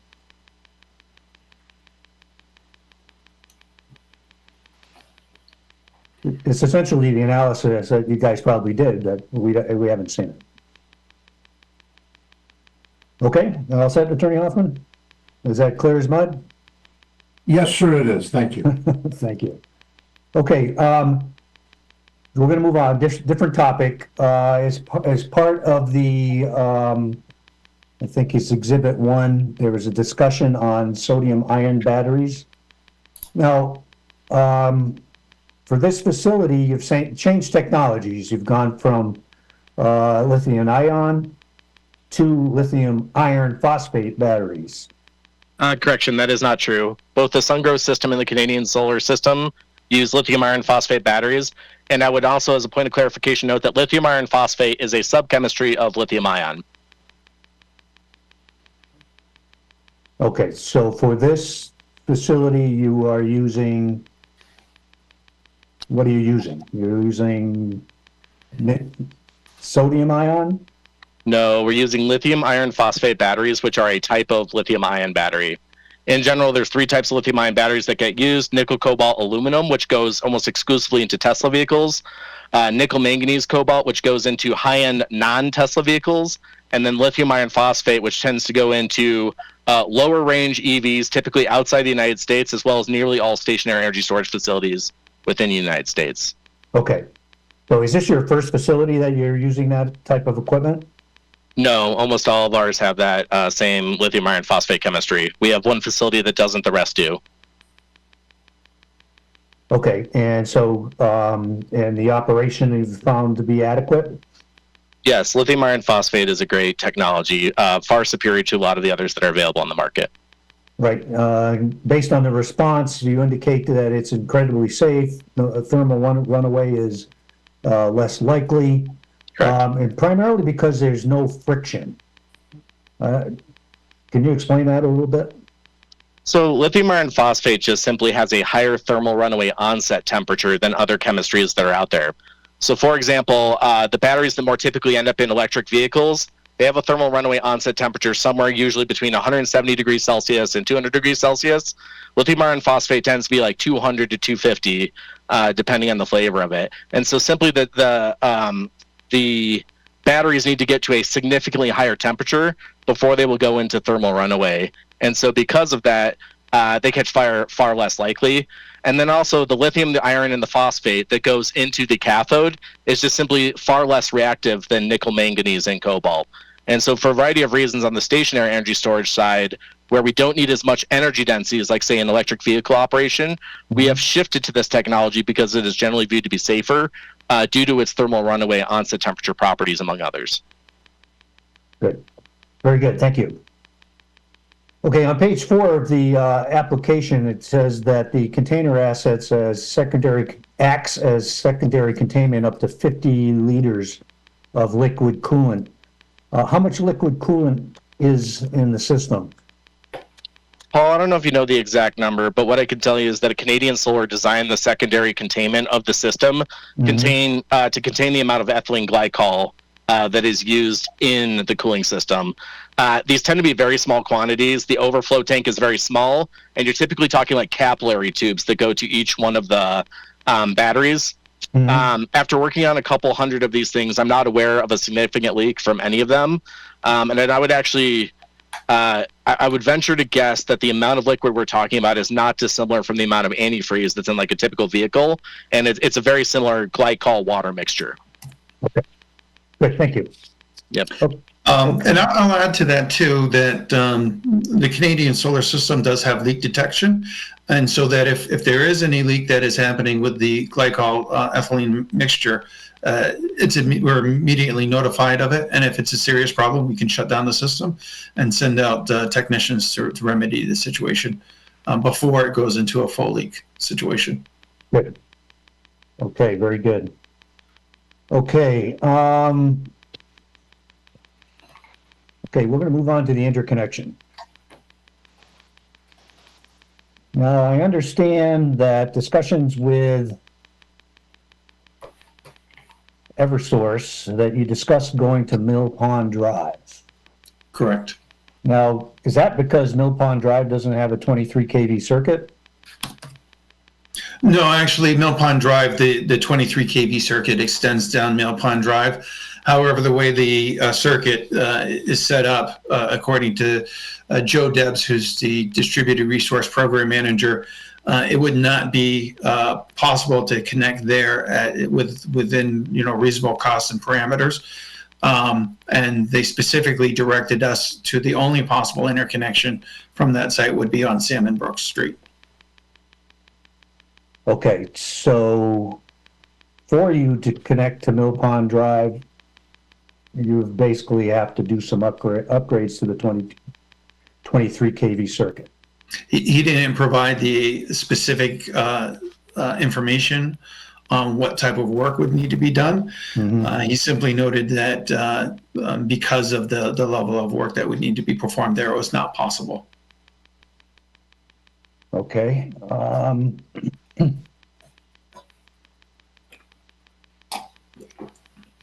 All right, so we're going through the wetland. We're going overhead through the wetland.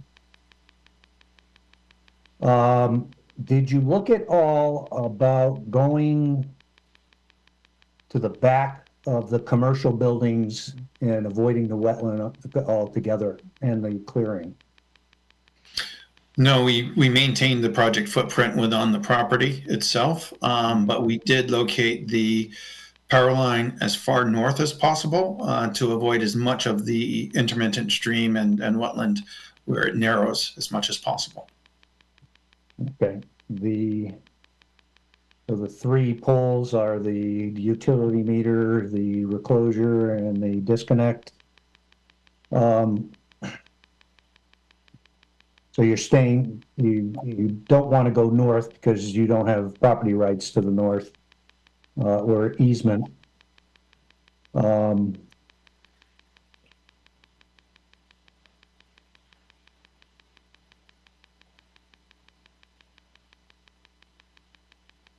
Does Mill Pond Road come off the 43F 3 feeder as well? You know that? I would have to go back and look it up, but based on my memory, I believe it does. Yeah. Okay. Let's see here. See if I have anything else.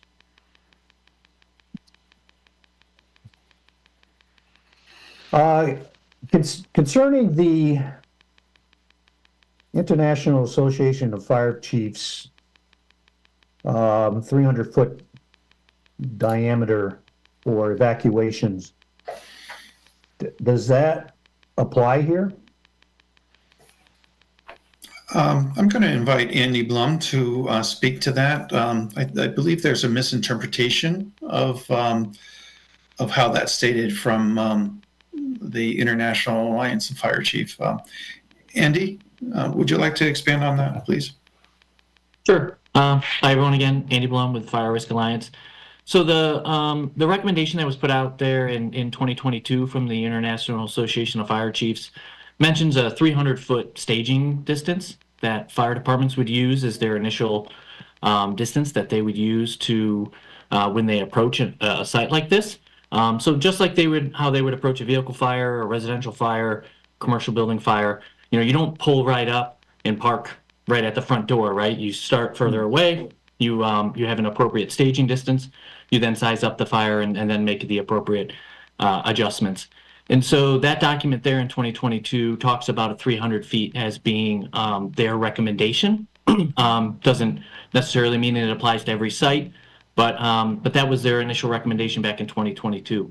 And then I would add, they've actually were part of some additional recommendations that came out in 2023 in coordination with a number of other entities, including the National Fire Protection Association. And so even between 2022 and 2023, based on their experience and their understanding of battery fires, they've actually reduced that distance to 150 feet. And so their initial response right now, or at least their recommendation, is that when you show up to stage at least 150 feet away, and then you can then do an initial isolation of that area. So if we're talking evacuations, you may want to do that initial 150 feet as you are collecting data and getting comfortable with what's going on at the site. Very good. Thank you for that.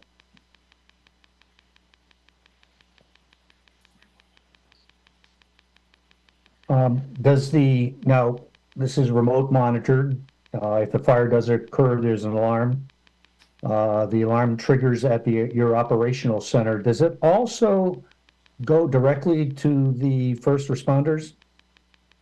It goes to regional dispatch facilities that are used by all fire facilities. So the easiest way to think of it is like these are run by companies like ADT, where they'll handle security systems as well as fire dispatch.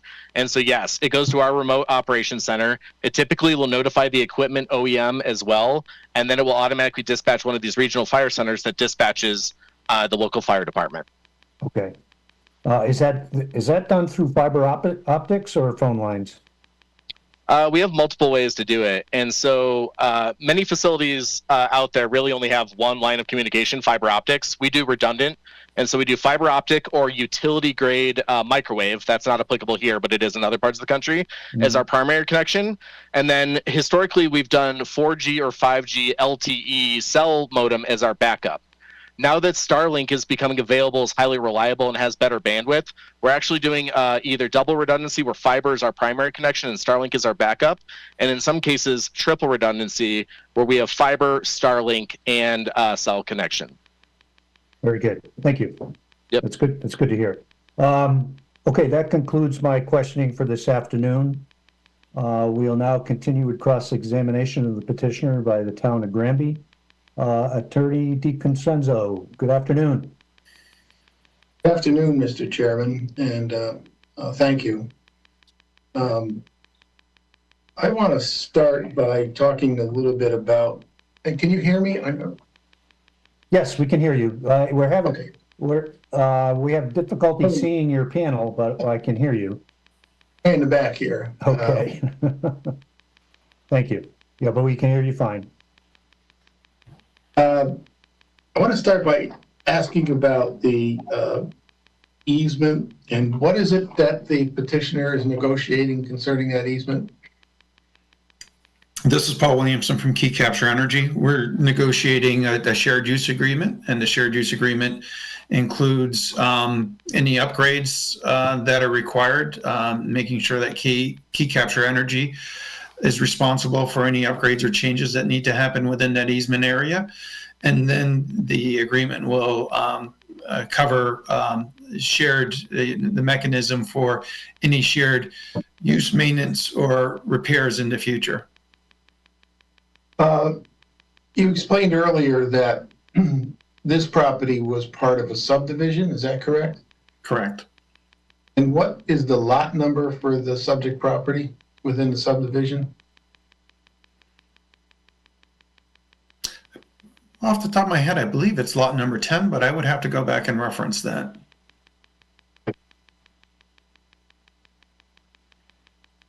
And the easement you're referring to, if you know, is the easement found in book volume 297, page 543. Does that sound right?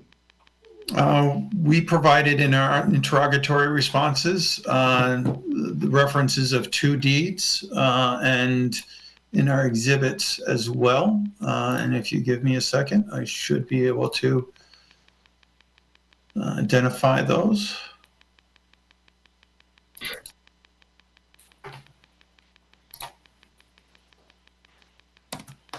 You can also look it up in figure 3 in the petition figures, the ALTA? In response to the Siting Council interrogatory question number 10, we provided the volumes number for the two deeds. And again, it's two properties that make up the whole of the access easement. And that's volume 297, page 545, and volume 297, page 545-3. And we provided those as an attachment.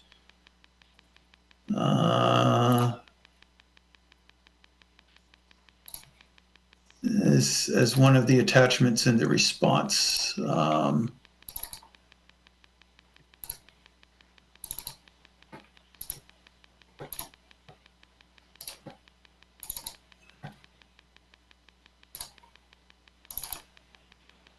I believe it's attachment D. Okay, attachment D, thank you. Yes, correct, And attachment D. Your earlier testimony about negotiating a shared use agreement. What happens if you can't reach an agreement on the shared use agreement?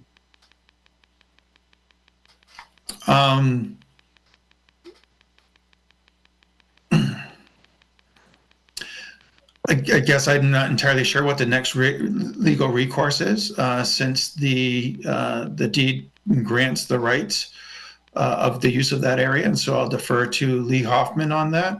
I will note that at this point, the discussions are very cordial and agreeable with all parties, and I don't see that as being a realistic outcome. Lee, would you like to add anything? I wouldn't want to opine on a hypothetical that's probably not going to happen. What I'm getting at is it your testimony that as we sit here today, you have the right to access this site for this purpose? Correct. And so what is it that the shared use agreement gives you that you don't already have? It provides certainty and knowledge and collaborative information from all parties, understanding how the costs will be associated and covered by parties for the use of that portion of the driveway and parking lot. And could we pull up the site plan, please? Can we all look at that at the same time? I don't.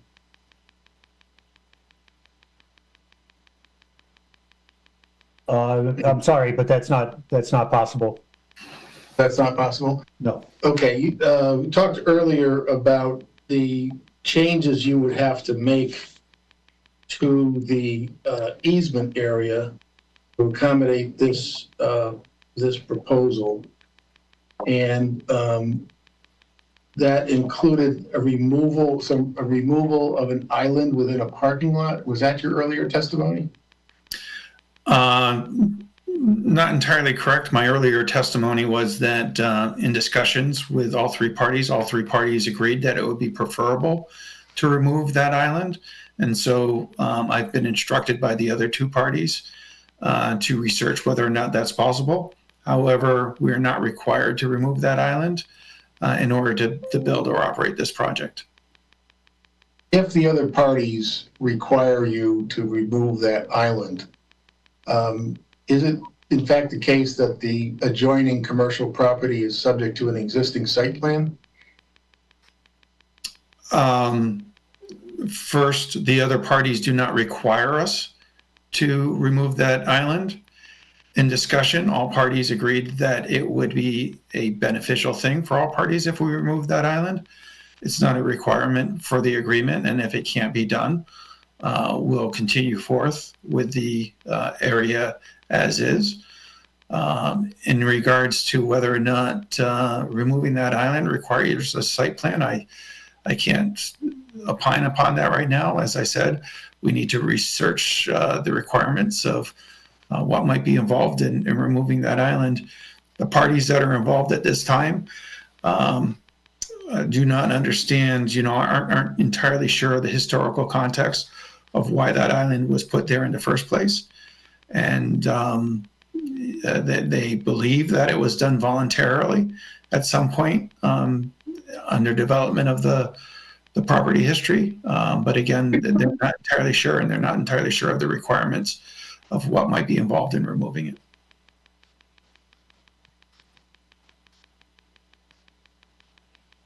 And where do I find? I'll restate that there is no requirement that we remove that island, no requirement from the other parties to enter into agreement, no requirement for us to practically build the project. There is no requirement. There's simply the option or the potential option to remove it, and all parties agree that it would be beneficial if we could. What would be the purpose of removing it? Well, currently, that island is damaged each year by snow plowing. If you go into that parking lot, you'll notice that the curbs on both sides of the island are damaged. Some of them are torn out. And on several different occasions, there's an existing sign within the island that has been hit by snow plows and damaged, and they would simply prefer for that problem to go away. In addition to that, we feel that it would be a benefit to ourselves because we have done a turning radius study and we can simply get into the parking lot as is. But if we remove that island, there would be a little bit more latitude and it would be easier for larger trucks, whether or not they're our trucks or their delivery trucks that are servicing their businesses. It would be simply easier for those types of vehicles to access that area. Oh, can I direct your attention to Siting Council interrogatory number 10? Sure. Where the Siting Council staff asked about the utility easement, and there's a sentence in here in your response. It says the easement requires that the parties with easement rights execute a shared use and maintenance agreement. And then you say the attached parties have met and agreed to the terms that are currently being drafted.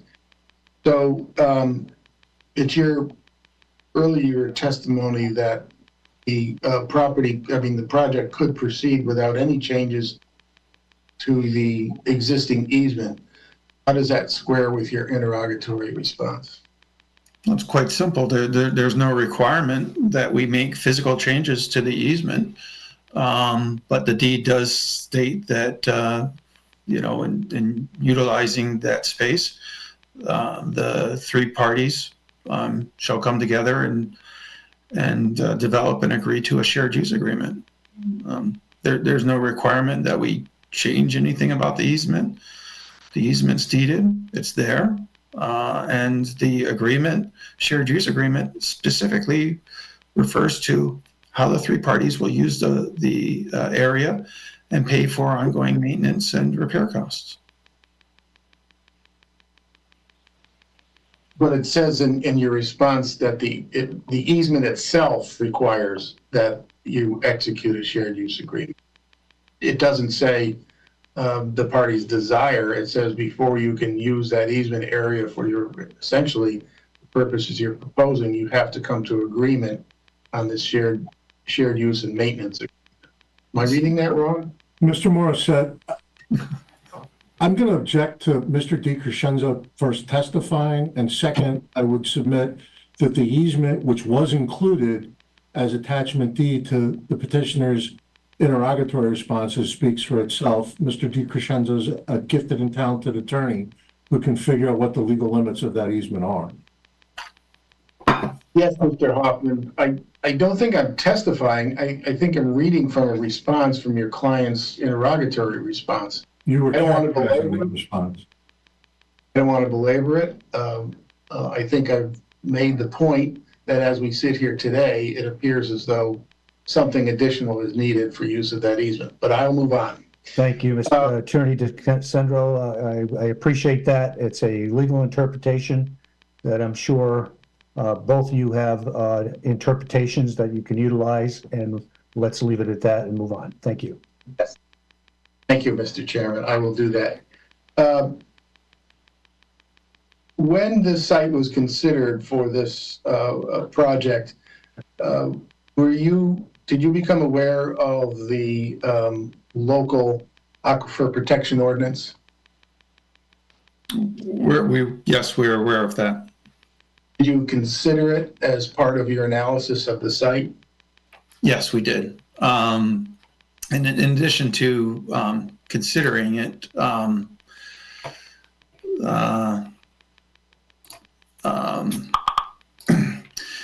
in addition to just simply considering it, we're aware of it. First, it should be noted that the town of Granby Aquifer Protection Zone does not appear in the state map as an aquifer protection zone, but the KCE permit team did carefully review the information and was aware of it. We also looked at the regulations that were posted by the town for the aquifer protection zone. And according to the town regulations, this type of project is not prohibited in the aquifer protection zone. Additionally, the robust safety systems and operational practices proposed by Key Capture Energy will protect any disturbance to the aquifer protection zone, as consistent with our testimony earlier this afternoon. Furthermore, we did look at other like businesses that are located in the aquifer protection zone, and we were able to identify a number of other businesses that currently exist in the aquifer protection zone that represent a higher risk than this business does, or this facility does. I saw some photographs from those adjoining businesses. I believe a number of them are restaurants. Is that correct? Some of them are restaurants and some of them are auto repair facilities. And do you know that is not a fully that's simply a sampling. That's not a full list. We have not done a full inventory of every business that's in the aquifer protection zone. Did you investigate whether or not those businesses met the special permit requirements of the local ordinance? No. And are you familiar with the special permit requirements of the local ordinance in terms of the information that is required to be supplied prior to consideration of a special permit? I'm not entirely sure. I think I might refer some of that question to both Caitlin and Lee, who might have additional information to provide on that. I'm making reference.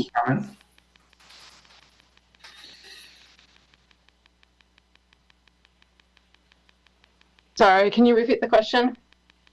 Yes. Did you review the special permit requirements for the aquifer protection zone in putting together your application that we're discussing here today?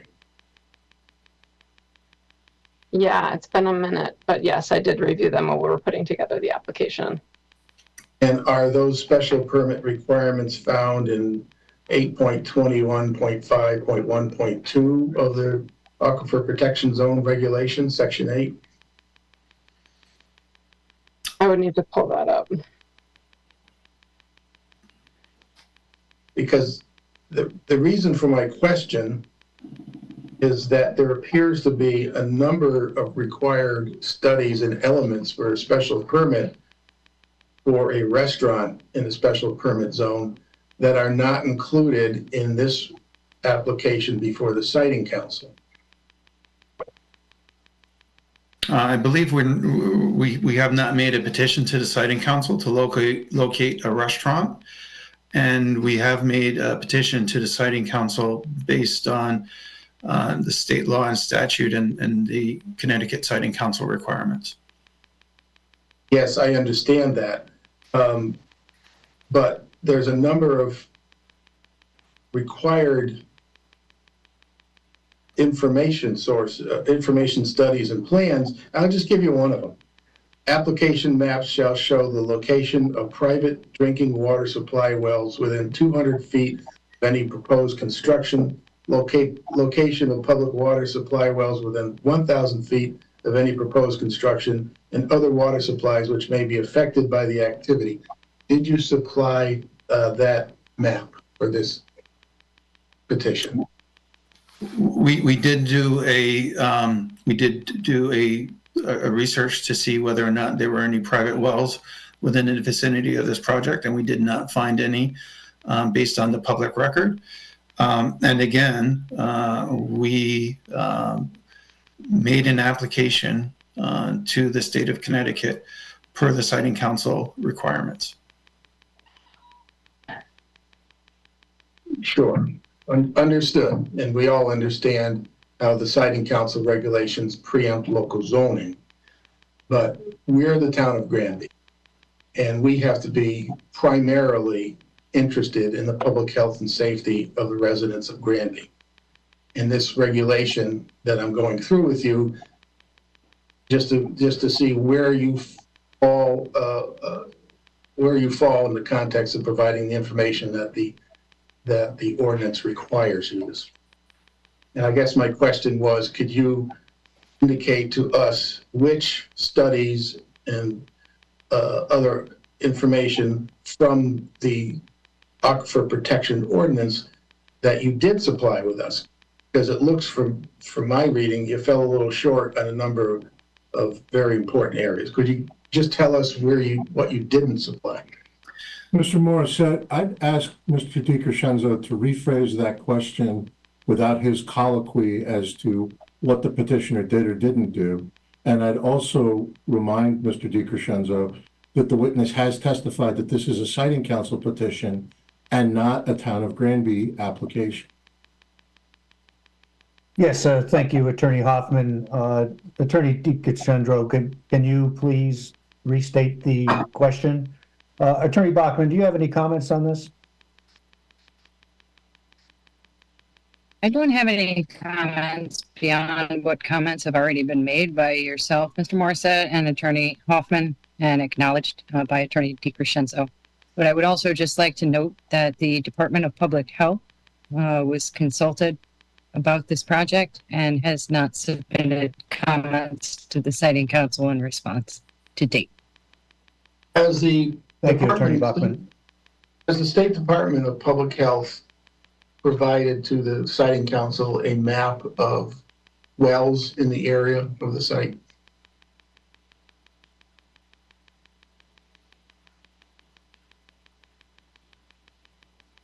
I'm not entirely sure who that question is directed to, but I believe that question is directed to the Siting Council. No, I would direct that to you as the witness who's testifying and responsible for the submission of the petition. Can you restate the question? Attorney Bachman mentioned that the Department of Public Health has reviewed and commented on your application. And I'm trying to get at whether or not anyone has provided a map of the existing wells in the vicinity of the site. And let's use the parameters from the ordinance: 200 feet the construction and 1,000 feet of the proposed construction and other water supplies. I'm just asking you. I would direct you to, this is Paul Williamson from Key Capture Energy, and I would direct you to the response of the interrogatory question 58, which includes a map of the drinking water resources that are publicly available. In addition to that, I would note that we have provided testimony that there really are no resources that are associated with this project that would provide some type of a threat to the drinking water resource.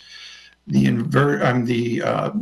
transformers that are used on this project use a 100% biodegradable vegetable oil that is not considered a hazardous risk to drinking water, and 98% of the oil, if released, does biodegrade. The coolant mixture that is used in the containers, number one, both of those facilities, the transformers and the containers have leak detection. Number two, the coolant mixture does not represent a hazardous material to an aquifer. It dissipates very rapidly in the environment. And both of those have leak detection. And again, there's secondary containment in the containers. Should there be an emergency event, through the training and proper response, There is no threat of contamination of local drinking water resources, and we've provided a variety of different studies to illustrate that.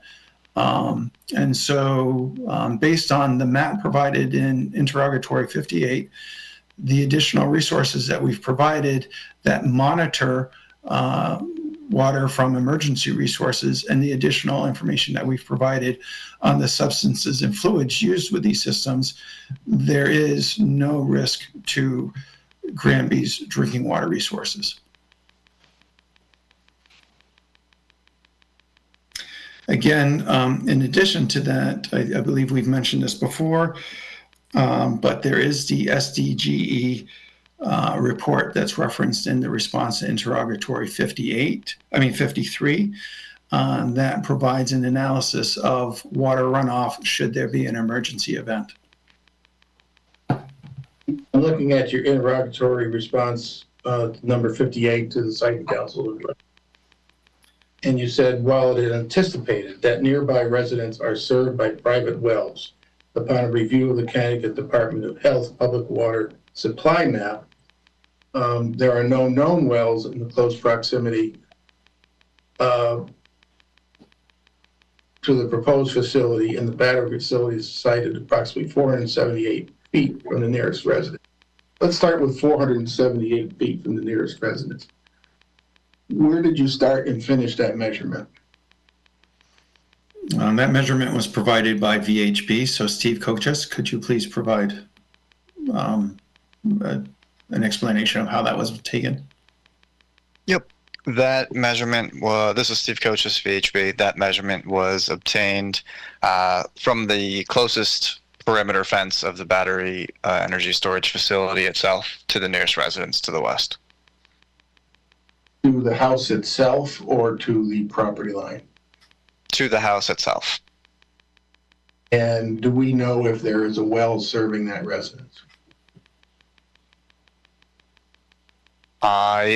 This is Steve Kochus, VHB. I believe, to answer your question directly, we don't know. However, that would be, I think, the anticipation from the Department of Public Health Public Water Supply Map would be that that house would have a private well. Are there other private wells that we can, in the area of the project, that we can determine from that map?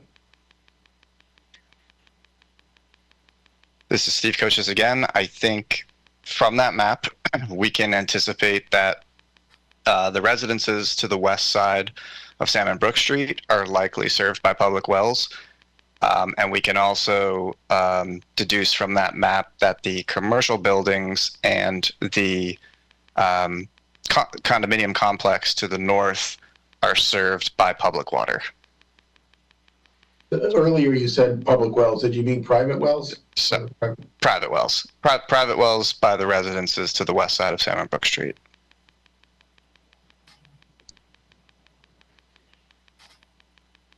Okay, thank you. So while you did refer to a Connecticut Department of Public Health map, you did not identify and plot the private wells in the immediate vicinity of the facility. Is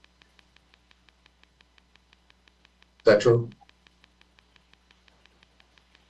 This is Steve Kochus at VHB. I will say we did not do that to my knowledge, but I will defer to anyone else on the team to correct that. I believe that is correct, Steve. Okay, thank you. I looked at the site plan map, and I didn't see a distance called out from the property line of the facility to the adjoining commercial properties. Do you know what that distance is?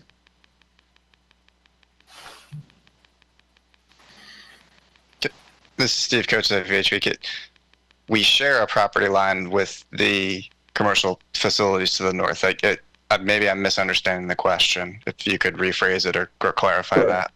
What's the distance between the property line that you share, between the facility and the buildings that are in that commercial center adjacent to the facility? Because I couldn't figure it out. I couldn't see where I could determine what's the distance between the battery facility and the commercial buildings. This is Steve Kochis, VHB. The closest point of the proposed fence of the battery facility to the nearest building of the four buildings to the north of us for the commercial facilities would be 180 feet approximately.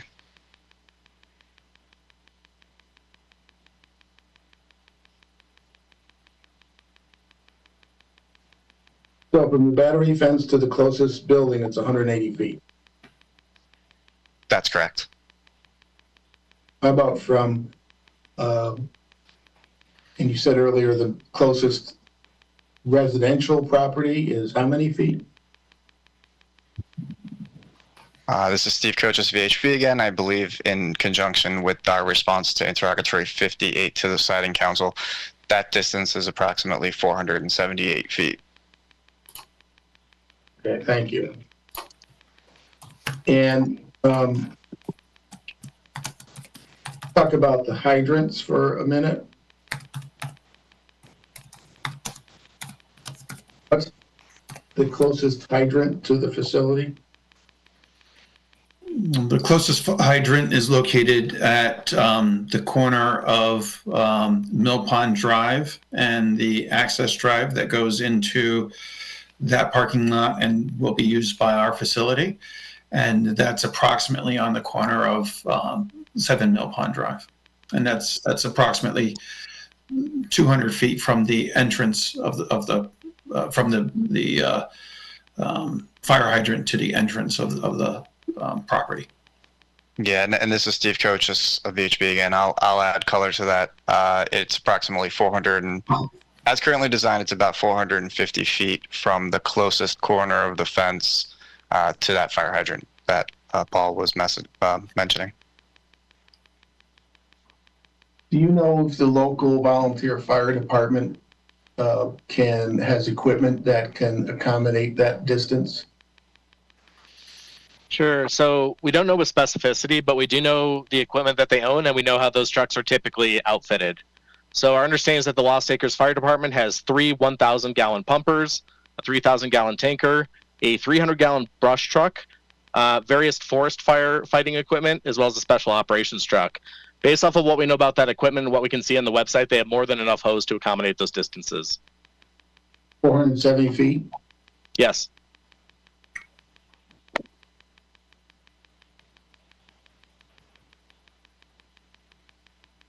I see from the materials that KCE will not have anyone in the immediate available vicinity to oversee the handling of a thermal runaway event. Is that correct? We do not have people that live local to the project, no. And all of your detection systems are all electronic, is that correct? Yes, as are all detection systems for fires. How quickly do you anticipate you'll be able to get a person to the town of Granby in the case of a thermal runaway event? Fairly quickly. I would argue that that is somewhat immaterial for the initial response because the code requires that we train the local fire department on an upfront and an ongoing basis, and we prepare the emergency response plan. The reason we do that is so that we don't need to be there calling the shots. It's so that the local fire department, having been well trained, knows exactly what to do, or perhaps more importantly, what not to do when they show up to the facility. That being said, in the unlikely event that there is an incident, certainly we will be to site as quickly as possible. How quickly that is, I can't say. However, that's the reason why we have the emergency training that gets performed and why we have the plan put in place in advance so that we don't need to be there. Do you have anyone in the state of Connecticut that could respond to an event? No, but we do have parties that work for Key Capture Energy as technicians and responders in the state of New York, not far from this area of Connecticut, in the greater Albany area. So just to be clear, the event of a thermal runaway event, you're going to notify the local volunteer fire department and you're going to make sure that they're properly trained to handle whatever the event is. Is that your testimony? Yeah, that's right. And for what it's worth, like we will have a local O&M contractor that deals with this facility. Whether they can get to the site in 15 minutes or 30 minutes or an hour, I can't tell you right now. But in general, response time is important for equipment availability reasons, because if our equipment is not running, we're not making money and we're not supporting the reliability and the resiliency of the electric grid. And so we're going to have local O&M personnel that are also trained in this that can be there quite quickly. Whether or not, a corporate member of Key Capture Energy can be there quickly, like I said, I would argue is immaterial, but they will be there quite quickly. And we will have constant communication with emergency responders throughout this entire, episode should one occur. Correct. Yep.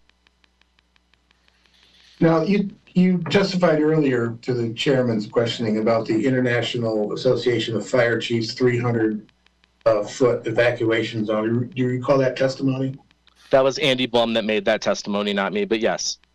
And I will point out that there is nowhere in that document that the word is used for evacuation zone. As Andy pointed out before, it is intended as a staging radius, and the document itself does not refer to that measurement as an evacuation. Andy, would you like to say anything else about that? I was going to wait for a question to be asked. And you testified earlier that you have, in this case, you have a building 180 feet from the facility. Is that correct?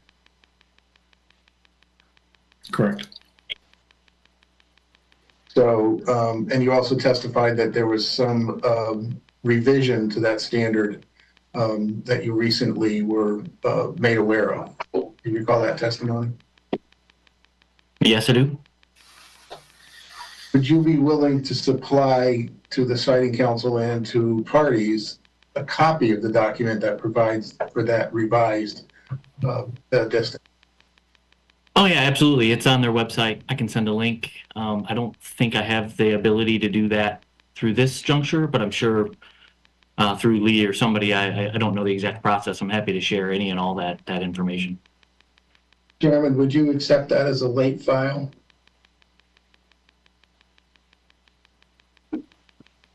Yes, I will accept that as a late file. Thank you, Attorney DiCasandro. And the exact title of the late file will be?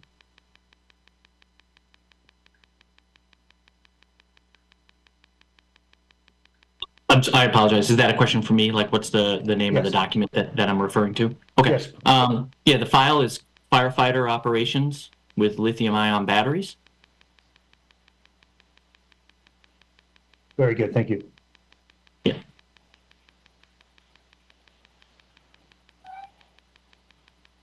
You testified earlier that you characterized a potential fire at the facility as similar in kind and severity to a typical structure fire. Do you recall that? Correct. As a clarification, it was that the smoke is similar. And you have a plume study that you are going to submit as a late file. Is that correct? Yes, that is correct. Was your testimony that the plume from any potential fire at the facility would not leave property? That's Did I hear that correctly? It's not, the smoke's not going to leave the property? Yeah. No. Let me make sure I clarify so we understand, right? So the testimony is that based on our plume study, that any toxic extents would not leave the property line. As you know, with really any fire, whether it's somebody having a burn barrel, that's half a mile away, sometimes you can still smell that from a distance away. Doesn't necessarily mean that what you're smelling or inhaling at that distance is at a toxic level. It just means that that plume can of course leave that area.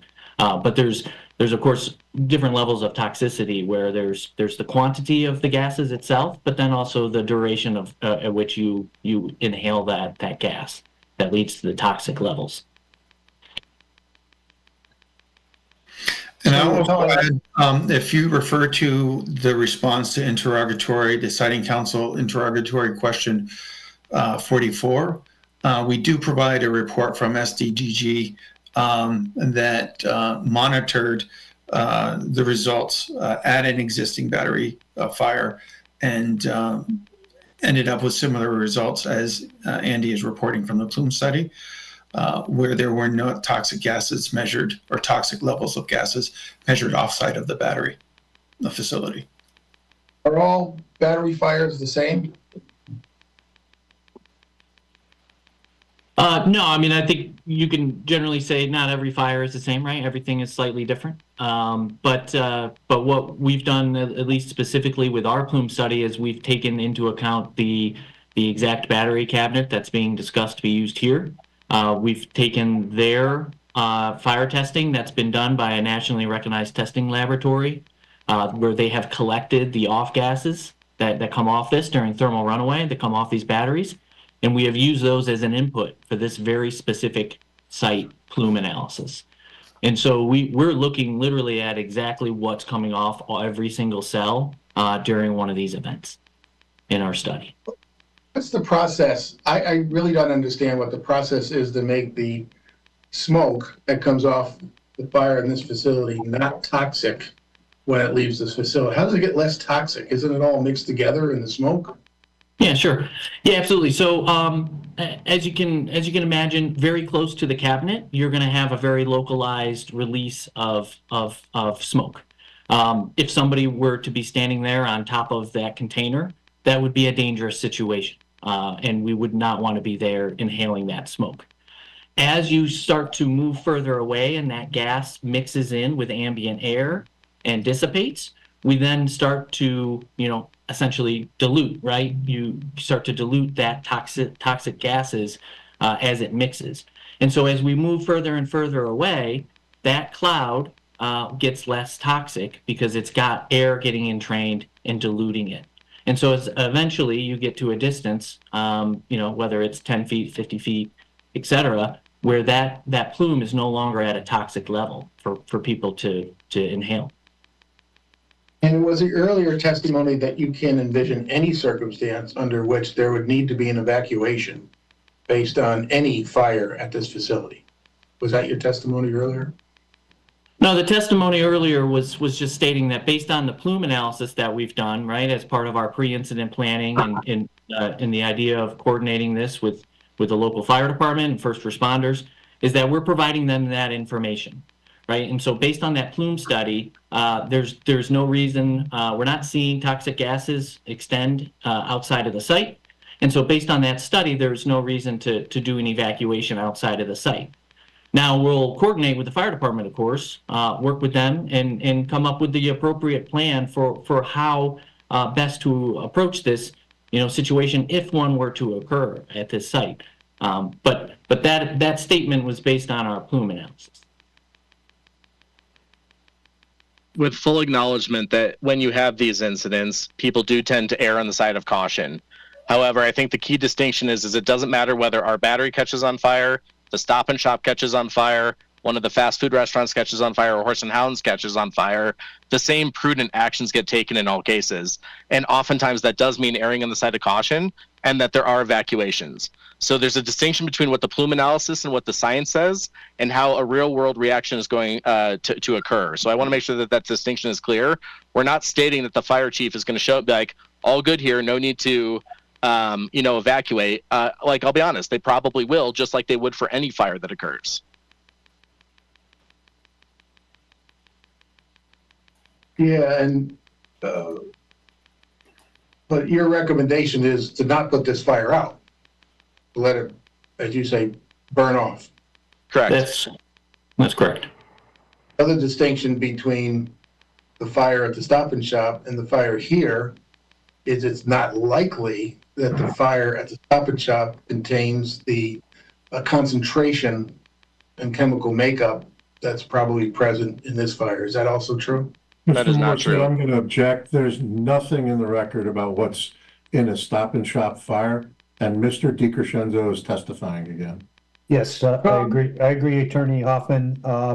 We are good. I agree, and we're going to wrap it up for this evening, right there. So we will continue at a future date. So we're going to call it a day at this point. Thank you. So the council will recess until 6:30 p.m., at which time we will commence with the public comment session of this public hearing. So thank you, everyone. We will see you at 6:30. Thank you.